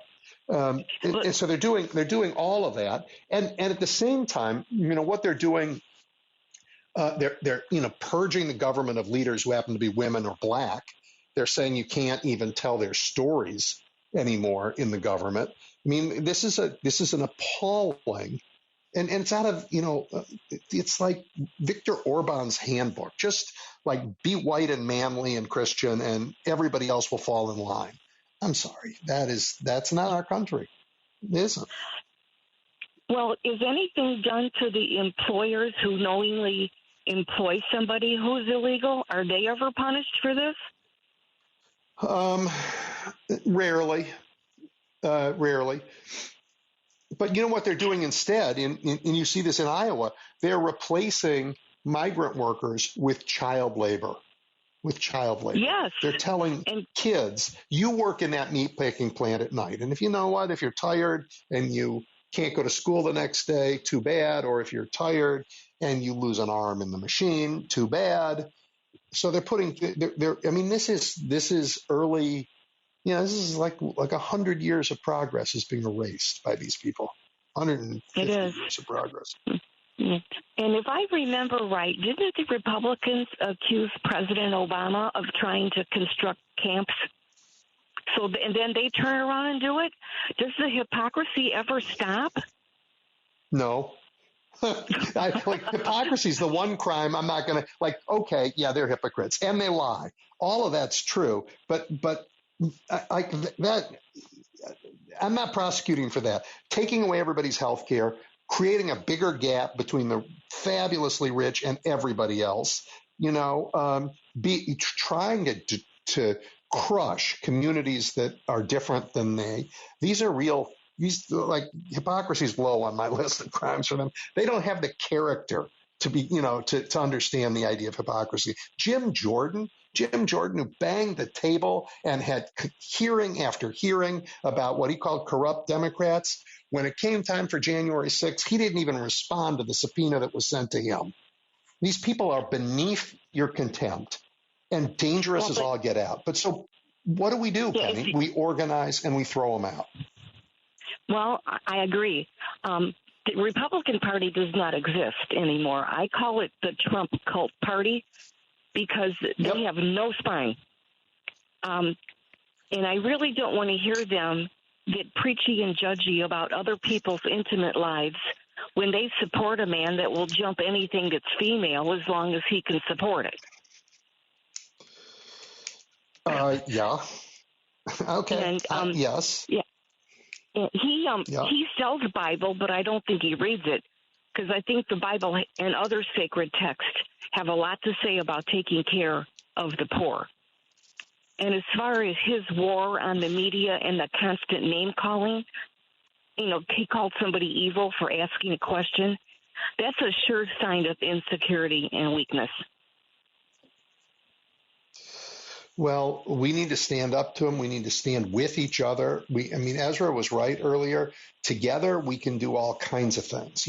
Really important right now for people to know all their neighbors so that when ICE comes for them and says, this is an MS-13 gang member, you can say, no, that's not. He works in my school, or I know him. I've known him forever. We walk our dogs together. He's like, this is what we need to do. We need to look out for each other in a way we haven't in a long time because the systems of government that looked out for us are being dismantled by these terrible people. Well, thank you. That's all I have for today. Thank you for what you do. Well, thank you, Penny, and thank you for listening. And I apologize for jumping to the Michigan conclusion. More power to Lansing, Illinois. Yep. All right. Now we're going to really go to North Carolina and Max. Hi. Hey. So, what you all were talking about a little while ago, where I grew up in California. And our home, I remember because we're going to sell it I think in 1979. And it went for $227,000. Okay, that was sort of not really a lot of money, but sort of. Okay, but if you look at the inflation clock, that is $1 million today. So when we talk about how wealthy people are, back 20, 40 years ago, they weren't really wealthy because our dollar is not worth what it was at one time. And then when we talk, we're always crying about gas, and gas is $3 or whatever, $4, but if you look at the inflation clock, and you go back in time to when gas was 39 cents, you look at the value of that 39 cents today, and it's pretty much about the same. Gas hasn't changed, and you people been actually getting more mileage to the gallon if you buy the proper vehicle, the thing is that I'm getting at is that I've been working I'm doing some work for a company in Chicago right now. And I'm not in Chicago, but they actually own a company over here. So I've been driving to work, so like a normal person, because I normally start at 9 or 10. So, starting at like 7 o'clock. And I notice that from the time that I drive to work, I noticed that there's a lot of women driving to work too. And I remember, like 25 years ago, 30 years ago, I don't think I've seen, maybe 1-2 women, but not the amount of women that I see now. Hey, and you got to stop running me off the road, and they drive crazy, so. But anyway, I'm looking at that, and then I'm starting to think is that, the American male, his salary it hasn't grown. And then we're always talking about women being equal. And we're actually almost equal now. But the thing is that women, their salary are not going up to the men's salary. Men's salary is actually falling down to where the women's salary is. And we as a people are not getting anywhere because all our government wants to do is support Wall Street and have foreign countries invest in Wall Street, and they do anything to keep that game going, and that's destroying the United States of America. That's what we need to change. Yeah, Max, I was wondering where you were going for a while there, but I agree with where you ended up, which is that this particular moment we live in, the powers that be have figured out how to make profit on all kinds of things, but not to share it with anybody who works there, but to really suck all the profit back up to the wealthiest people. And so men and women in the workforce are hurt by this. Men and women trying to commute to work are hurt by it. And this is a real problem, and it's a problem that can't be fixed if we say you can buy congressmen, that the richest people in the world can buy the government, because then they won't fix this problem, and it'll only get worse until. Yep, go ahead. And then the other part of it is that, we're looking at, and they're looking at, because, like I'm always looking at somebody that I could donate to that's going to run for president and change something. But that person is going to, like Bernie Sanders, he's going to get pushed out because they don't want health care for everyone, because it's going to work, but it's going to destroy the stock market. It's going to knock one of the pillars down. So that's what they don't want. So Bernie Sanders can't be president. So we need another person.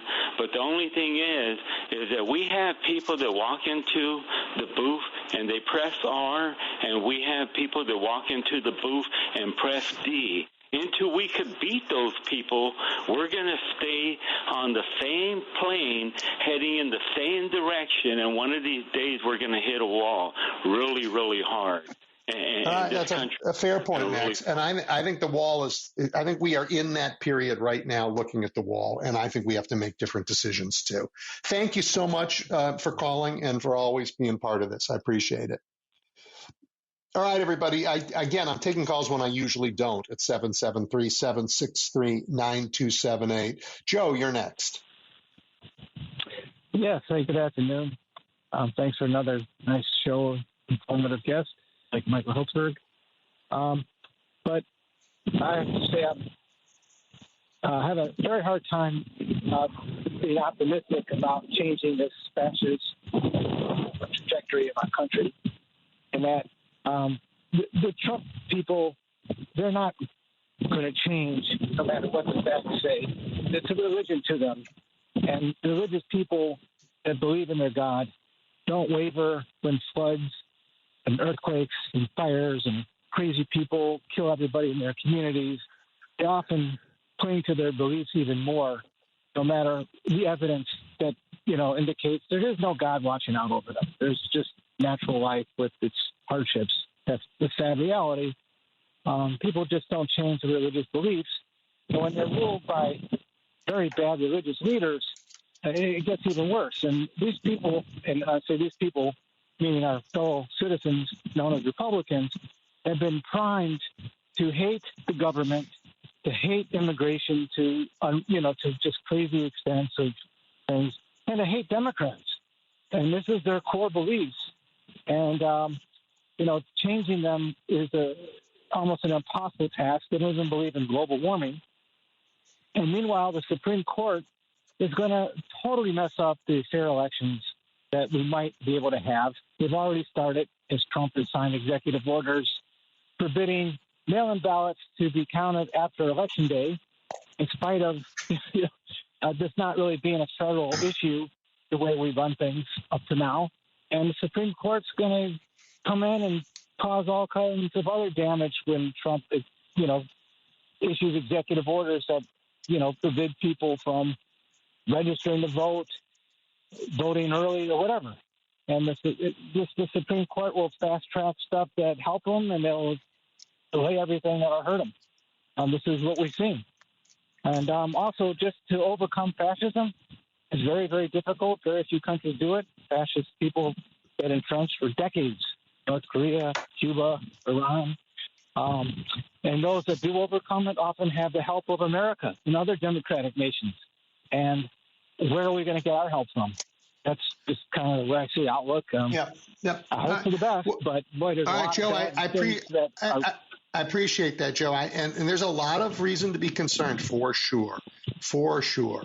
And people are stuck in their ways. All of us look for news that confirms our own existing views of the world. But humans are a curious and interesting species, and we do change, and we do grow, and we do have opinions that we didn't have when we were younger, and we see things differently in a lifetime. And I just think of the progress America made in thinking about what it means to be gay.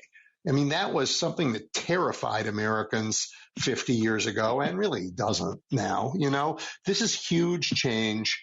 We can make it. People who are currently in the thrall of Trumpist lies can see the light and make change, and some are. I have a lot of confidence in the American people if we can really count the votes. And that's what I'm going to work on. And I'm going to, make sure that we all together put pressure on institutions so that they don't bend and break before then, lean on the media, lean on law firms, lean on, big organizations that otherwise universities that might cave, and help shore them up so that we can get through this moment. But I do agree with you. It is a terrifying moment, Joe. I agree with that. Thank you so much for being part. I agree with that point of view as well, and I hope for the best. Yep. Thank you. Really appreciate it. Jim, you're next. Hi, Edwin. This bizarre pimp story is too much to believe. You've got a guy that was photographed, but everybody, he loves photographs. He's taking photographs of everybody. He's a photo fiend. But what's interesting about it is, besides pimping for a living, he's involved in money laundering to the tune of $2 billion.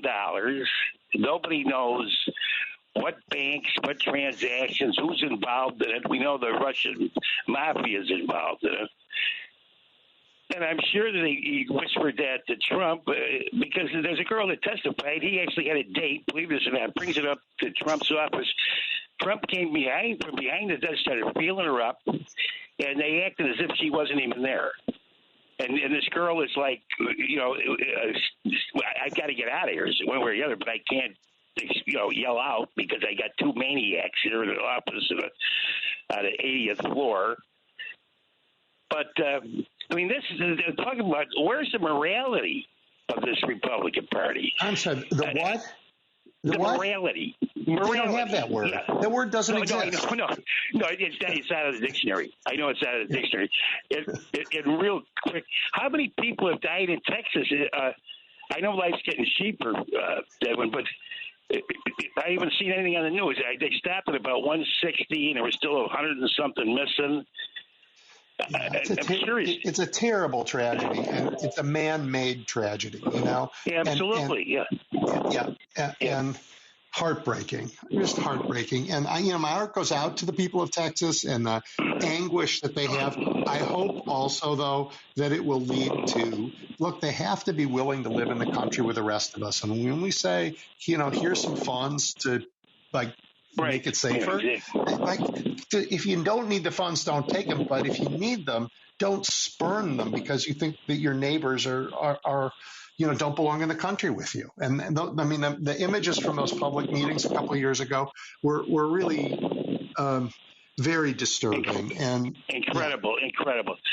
Just to put the devil, the Democrats are devils. This is. Language that I've never thought I'd ever hear in my life anywhere, Texas or anywhere else.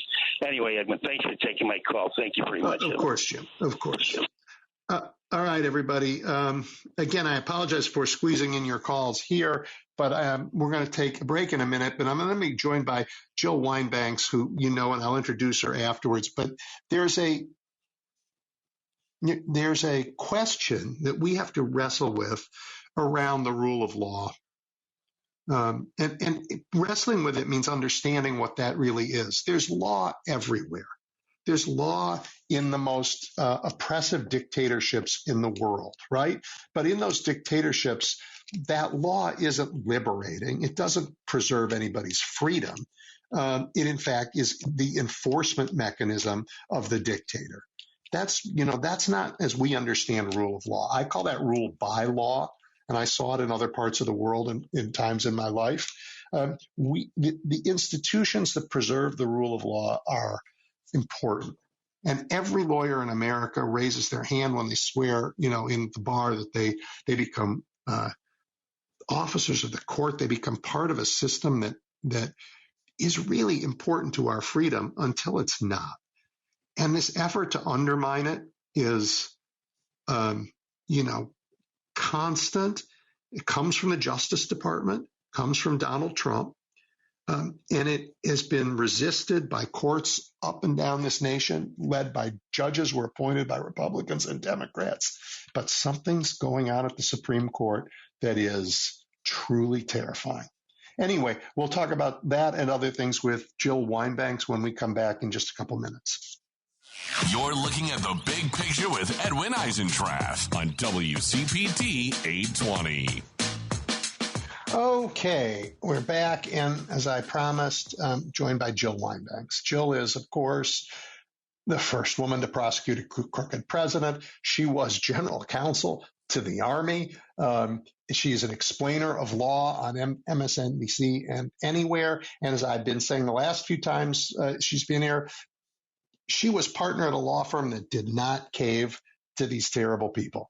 And she regularly helps us on this show, but everybody understand the state of law in our time. Jill, welcome back. Thank you, Edwin. It's a pleasure to be here. Hey, I don't even know where to start, but I'm going to try here since you were at the Army. Donald Trump isn't just trying to militarize our politics. He's trying to politicize our military. Can you just remind everybody how dangerous that is? It is horribly dangerous for so many reasons. First of all, soldiers take an oath to the Constitution, not to the leader of the nation. And it's important that they stick to that. Camaraderie and unit cohesion depend on it being not a political organization where you would have people fighting over the differences. That's why it's important to be nonpartisan and to follow legal orders only. And, of course, one of the things he did, which seems to have gotten less attention than it deserves is he fired the Judge Advocate General and other leaders of the Army and other services as well. And that makes it subject to him hiring people who will do his bidding, just like he did with the Attorney General, who is acting completely as his lawyer, not as the people's lawyer, who is doing whatever he asks her to do, whether it's the right thing or the wrong thing. And we need more people like those who quit when asked to do things that were wrong, or those who, like Maureen Comey, who got fired for who knows what reason, no stated reason, and no justification given her prosecution record. So we cannot allow law enforcement and the military to be politicized. If they were, we would see things like what we're seeing now, which is Hegseth sending troops to Los Angeles with no justification, and Pam Bondi doing whatever he wants, either saying, I won't release anything. Oh, whoops, I said it was on my desk. I didn't mean that. Okay, now we're going to ask the court to release all the documents. No, not all the documents, just grand jury testimony, which is only a small percentage of what there is and which is not releasable. I do not believe any court will allow it to be released. You're making this point, I think, absolutely right, that it isn't just the military, it's all of the coercive branches of government he is trying to politicize, the things that can push us around, the military, the FBI, the Justice Department. He's making them arms of his party, not arms of the country. You cut your teeth in Watergate with a corrupt Justice Department, John Mitchell and gang. Is Pam Bondi as bad as they were? I think she might be worse. I think she might be worse. It's hard to say without the full investigation, of course. I mean, I know all the details of what John Mitchell did, what Bob Mardian, who was an assistant attorney general, did, what John Dean, who was White House counsel, did. I know those facts and can view them off. It's going to take some investigation to know all of the things that Pam Bondi did. And it's not just at the Justice Department. There are some things this week that kind of missed the major news cycles, and we discuss them on hashtag Sisters-in-Law, the podcast I do with other MSNBC legal analysts. Names that you might not have heard. The U.S. Attorney, interim U.S. Attorney designate in the Northern District of New York, Sarconi is his last name, who his interim term of 120 days expired, and he hasn't been confirmed. So the only way he could stay was if the judges in the federal district court in Albany approved him, and they did not. And there was good reason. I mean, he did so many bad things, they wouldn't allow him to stay on. A guy named Keenan, who is an official at the Department of Justice, signed a memo asking for a one-day sentence, 1 day, instead of a life imprisonment, which the defendant was subject to. And the defendant was one of the police officers involved in the shooting and killing of Breonna Taylor. He was convicted of a crime that could have been a life imprisonment, and the Department of Justice is saying, oh, he's punished enough because with this conviction, he won't ever be able to be another law enforcement officer. Oh, and he won't be able to have a gun because of his felony conviction. So he should only have a day in jail. Now, is that not horrible? And no line prosecutor would sign that request. So this official had to do it. That's the kind of stuff that Pam Bondi is having happen. And her request to release grand jury testimony it's a joke. And if you want me to explain why, I'll be happy to do that. No, let's just leave it as a joke. It's not going to get to the bottom of any of this stuff. And no. What about this creature named Emil Bovin? Creature's a good description. Thank you. That's your word. I'll just use your word. He has done so many terrible things. So many things that are absolute proof that he cannot serve as a federal judge. Not a district court judge, certainly not a circuit court judge, and absolutely not a Supreme Court judge, which is some justice, as is being rumored he's next in line for. And the thing about him is not just what he has done, but that the Congress isn't even willing to bring in witnesses. There is a whistleblower who said, and has the receipts, who can prove through contemporaneous emails and text messages that he said, look, we're going to have to go ahead and deport these people, and we're going to just have to ignore court orders. Just his exact words were, F you, the court, and just go ahead and do this because we have to get these people out of here. And you can't have a judge appointed for a lifetime appointment who, as an official at the Department of Justice, said, will just ignore court orders. That is completely horrible to even contemplate that he would be appointed to a lifetime position as a judge. And the Democrats are doing everything they can as a minority to prevent that. But it's going to take Republicans to stand up and say, no, this is just a line we cannot cross. Emile Bove has done that alone. We have proof. At least let's have a public hearing about it so that people can hear what he said, and they can judge whether his defense is, oh, I don't remember that. He's not denying it. He's just saying, I don't remember it. So that's right. He doesn't remember it, but the evidence is there. The receipts are there, as you say. We have the emails. And so he said, F you, don't follow the law. Who's going to follow a ruling that this man makes as a judge if they don't like it? Because he said you don't need to follow judges' rulings, right? The rule of law is like, okay, doesn't matter. We got to do what the king says. Exactly. He's supposed to be doing the rule of law, and he is the opposite of the rule of law. And that is just not a good look for a good qualification for being a federal judge of any level. And this is an appellate level where he can just ignore the facts of the court below. He's saying, I'm willing to, as an official who has to carry them out, I'm going to ignore what the court is saying. Now he's saying, I'll just abolish what the court said. And, of course, we know the Supreme Court will probably agree with him. Let's get to that in a minute. But the Republicans in the Senate, in the committee, the Judiciary Committee, voted to move him forward. They just did not see a problem. So I don't, they used to actually understand the rule of law. Now they are all in with this autocratic breakthrough. This is how tyranny takes over. And, during Watergate, several things predominated. One, there was a belief in the facts. Democrats and Republicans accepted what was true. There was bipartisan cooperation, and that's how justice got done. And the president himself said, I believe in the rule of law.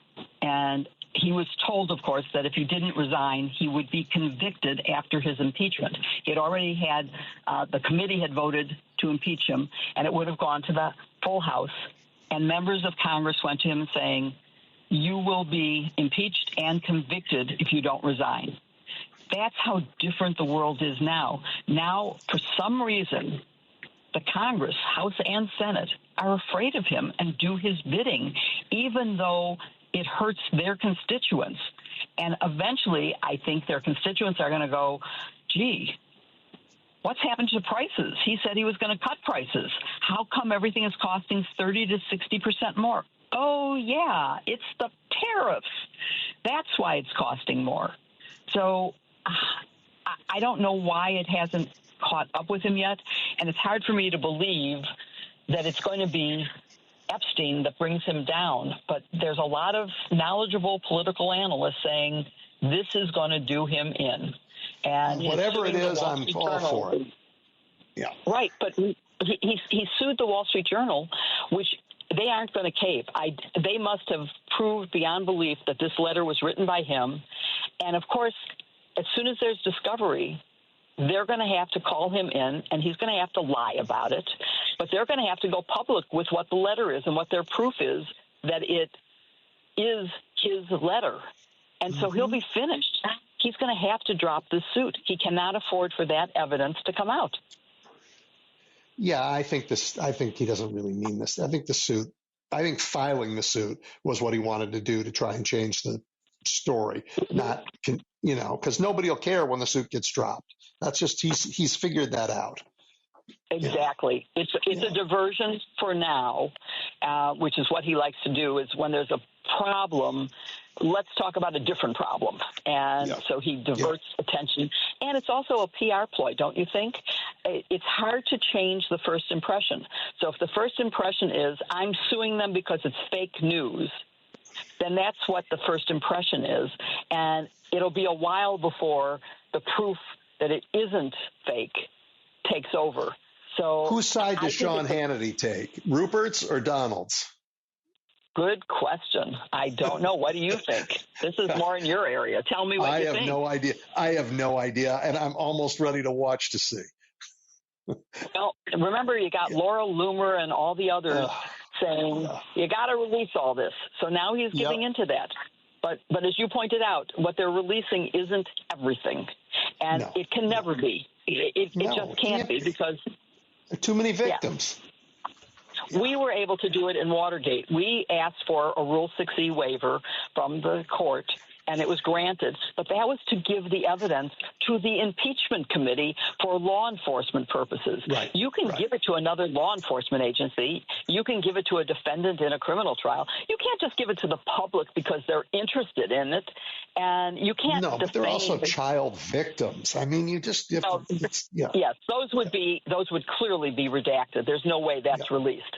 But even the people who may have participated in parties, let's call it as a nice way of covering it up, if they weren't guilty of anything, if you can't prove a crime, their names shouldn't be released either. If they are guilty of crimes, the crimes have a statute of limitations that has passed. He's been dead since 2019. That is more years ago than the statute of limitations. So nothing has happened in the last 6 years. No one can be indicted for something they did 6 years ago, period. That's the end of it. So you can't release this. And Ghislaine Maxwell has a appeal still possible, and you can't hurt her appeal by releasing this information. So no court's going to allow it to be released. It just isn't going to happen. I hope you're right. Speaking of no court, I began this show hours ago talking about our friends in the Supreme Court and their contempt for us Americans, how they're changing the country in fundamental ways without even bothering to explain their thinking. We should just all suck it up and say, of course, whatever you decide, don't explain your legal reasoning. Don't even tell us which of you signed on to it. I mean, I am so appalled by this. I'm speechless. They're like these robed oracles that we're supposed to believe. That's not how this is supposed to work, Jill. It isn't. The so-called shadow docket has become a shanda on the Supreme Court. And thank heavens for Justice Sonia Sotomayor for all, not just her, but she has written some of the most fiery opinions. Justice Jackson is doing pretty good on this fiery language as well. But, even in this last one about dismantling the Department of Education, in which I think Justice Sotomayor was, let's say, calmer than in some of her other opinions, but really laid out why this is an absurdity for the government to come in and say, oh, no, we are going to be hurt severely if we can't dismantle it. Oh, no, we didn't mean that. We're not actually dismantling it. We're just streamlining it. And then the plaintiffs put in all the evidence of Donald Trump saying, I'm getting rid of the Department of Education repeatedly during the campaign, and introducing Linda McMahon as the nominee to be secretary, saying, and she's going to work herself out of a job because she's going to dismantle the department. You can't go into court and say, oh, I'm not dismantling it, after you've been for months making public statements that you are dismantling it. So I think that case really should come out as a very different thing than what the Supreme Court did, which is to say, okay, you can fire half the employees. And there's no way they can do the job they're supposed to do or transfer enough of their work to other agencies that are already full-time employed to get that work done. And you lose the expertise of the people who were doing it because they're fired. And they can't live without salaries for months and months while it gets appealed. So, I mean, she wrote a brilliant opinion. Everyone should read it. It's very well written and very easy to follow as to her logic as to why the Supreme Court did a terrible thing. And she did end with saying, I respectfully dissent, which in one of her other ones, she said, I dissent. Yes. I read some of it at the top of the show, that dissent. I actually think the dissents lately are our generation's, our moment's equivalent of the Declaration of Independence. These are jurists who are saying, look at the crimes that are going on.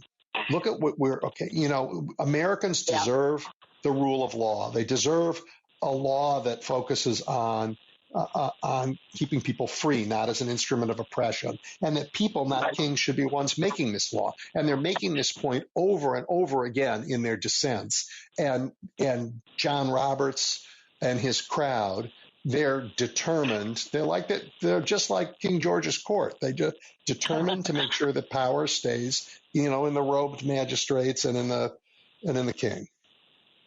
Yes, indeed. And they are creating a unitary executive who is like a king, who can, for example, he wrote an executive order abolishing part of the 14th Amendment. How can the court have allowed that to go into effect? It's absurd because it's clear. Yeah. The 14th Amendment clearly says anyone born in the United States has U.S. citizenship.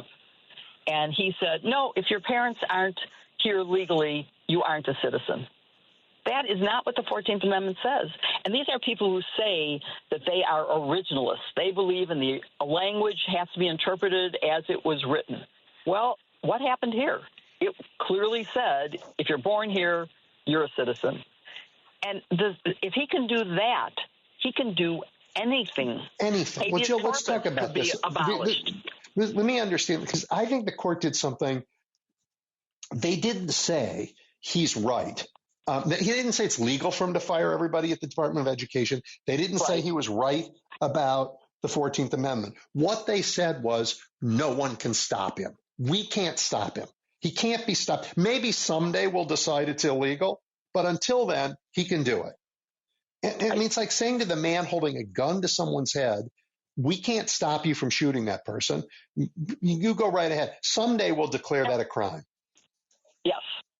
I think that's a very good analogy and very sad that we are in a situation where the court has to say he has a chance of prevailing on the merits, because otherwise, if he doesn't, you would not allow this to happen.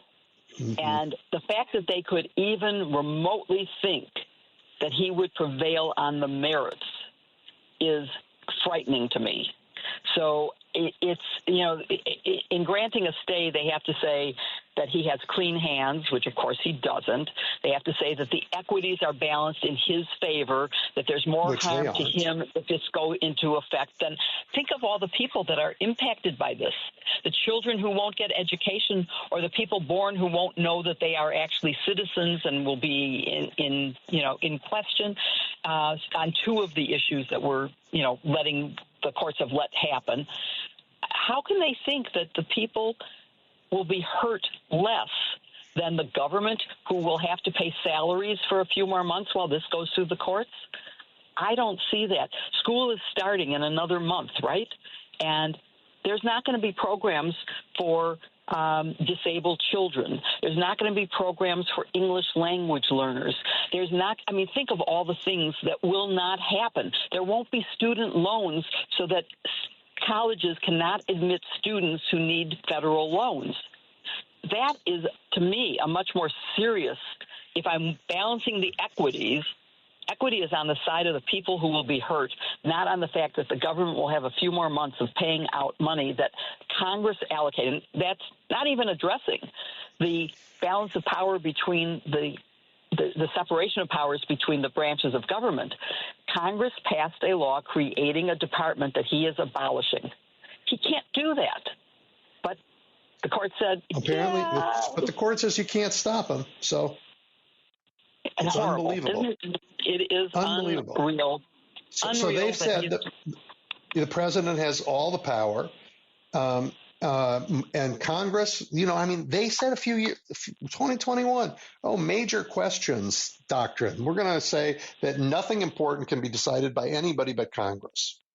Right. And now they're making these, because it should be debated by the people that were elected and in public and with full. Now they're making these decisions without even so much as here's why we think it. It's so contemptuous. And without any hearing. There was no hearing. All they had was the record below. So, yeah, and normally they would say, let it work its way up to us after a full hearing at the circuit court. They didn't let that happen. So these aren't emergencies. Every time Donald Trump loses, he claims it's an emergency, and the Roberts Court is letting him do it. It's horrible, and it's going to continue because Roberts is young enough to stay for a long time, and I worry about the rights of American citizens. Now they're focused on things that may not impact each and every one of us, but they will. And if they can abolish habeas corpus, and if they can deport people to third countries where they have no connections, where they don't speak the language, where there is war zones ongoing, and they may be subjected to torture. The conditions as described, even in America before being deported, the alligator Alcatraz, the conditions are horrendous. It is cruel and unusual punishment, and nobody is stopping him. How is that? And they're getting away with barring members of Congress who have oversight responsibility from even getting in there to see it, or to getting in there without notice, which is what Congress is supposed to be able to do. You can clean up a lot with a few days' notice. It is a massive use of power, executive power, but until recently, all of this is lawless. And the court is trying to fig leaf over it and pretend it's lawful, but it's not in the tradition of law that you and I understand. Exactly. And, we are a country of laws, not men, but we are quickly switching to a cult of personality and rule by one man and his cabal of followers. You can't help but mention, for example, Stephen Miller, who I just heard a very interesting discussion of his views and how influential they are. As he's the second most important, closest person to Donald Trump now. His chief of staff, Susan Wiles, her deputy is Miller, and it's his views of immigration that I've totally taken over, and they have no basis in fact. We are in a negative growth situation. We don't have enough birth rate. If we don't have immigration, we are going to lose population. We will have such low unemployment. No one will be unemployed because we don't have enough workers to fill existing jobs as it is, and that's with immigrants here. So there is nothing good to be said about this administration. Honestly, there just isn't. Yeah, and I'm at the point, Jill, where people ask what can be done. Can we lobby them to not do the terrible things they're doing? And I think the answer to that is no. They don't care what you lobby. They don't care. They just passed a law that everybody didn't like. It was unpopular and damaging, and they did it anyway, and they knew nobody liked it. So I think the only answer is we have to remove them from power. They have to be removed from power. And we have to organize to stop institutions like law firms from caving. We have to all put pressure on them, like move your money to Jenner or to a law firm that didn't fold. Don't send your kids to Columbia, for God's sake. They're about to pay a bribe. Turn off CBS. you know? Boy, yes, turn off CBS. I mean, aside from caving and firing Colbert, I mean, good God, that is unbelievable. The same thing for ABC. They caved. Same thing for, and I, you know, as you mentioned in my introduction, I was a partner at Jenner and Block, very proud of them, but it's in their DNA. I knew that they would stand up to this. It just is who they are as a firm, and they have gotten business from places. I know at least one or two corporations that fired their attorneys and moved to Jenner because they stopped. And that's a nice reward. Standing up is the right thing to do, and it should be what all firms do. It should be. I was surprised at Skadden. I thought they were tougher. You know, I was surprised. Yes, and Paul Weiss. Paul Weiss is a firm that had a very liberal bent and had people like Floyd Avens and Simon Rifkind and Lloyd Garrison. But what happened to them? I called one partner there who was a classmate of mine, and unfortunately we both went to Columbia, so I'm good on Jenner, bad on Columbia. And she said, well, after all, we are a business and we have to protect our business. I was like, no. And could I just give a shout out to the American Bar Association? Yes. I was the chief operating officer there. And they have taken a very strong position in opposition. They filed a lawsuit on behalf of lawyers saying you can't do this to lawyers. And so good for them standing up against this horrible treatment and punishment of law firms for speaking up against the Donald Trump bad acts and for agreeing that they would the government, then the Trump administration said, well, the ABA can no longer have any role in evaluating judges. We're not even going to share the information with them. And law schools. Yeah. Law schools. Yep. So good for them for standing up and being in this fight. The administration is trying to find civil society as well as democracy, and you are a treasure in fighting them. Thank you. Thank you. I will keep on fighting. I am going to do everything I can to continue. Talk to you soon. Thanks. All right, everybody. Good show. Talk to you in not next week, but the week after.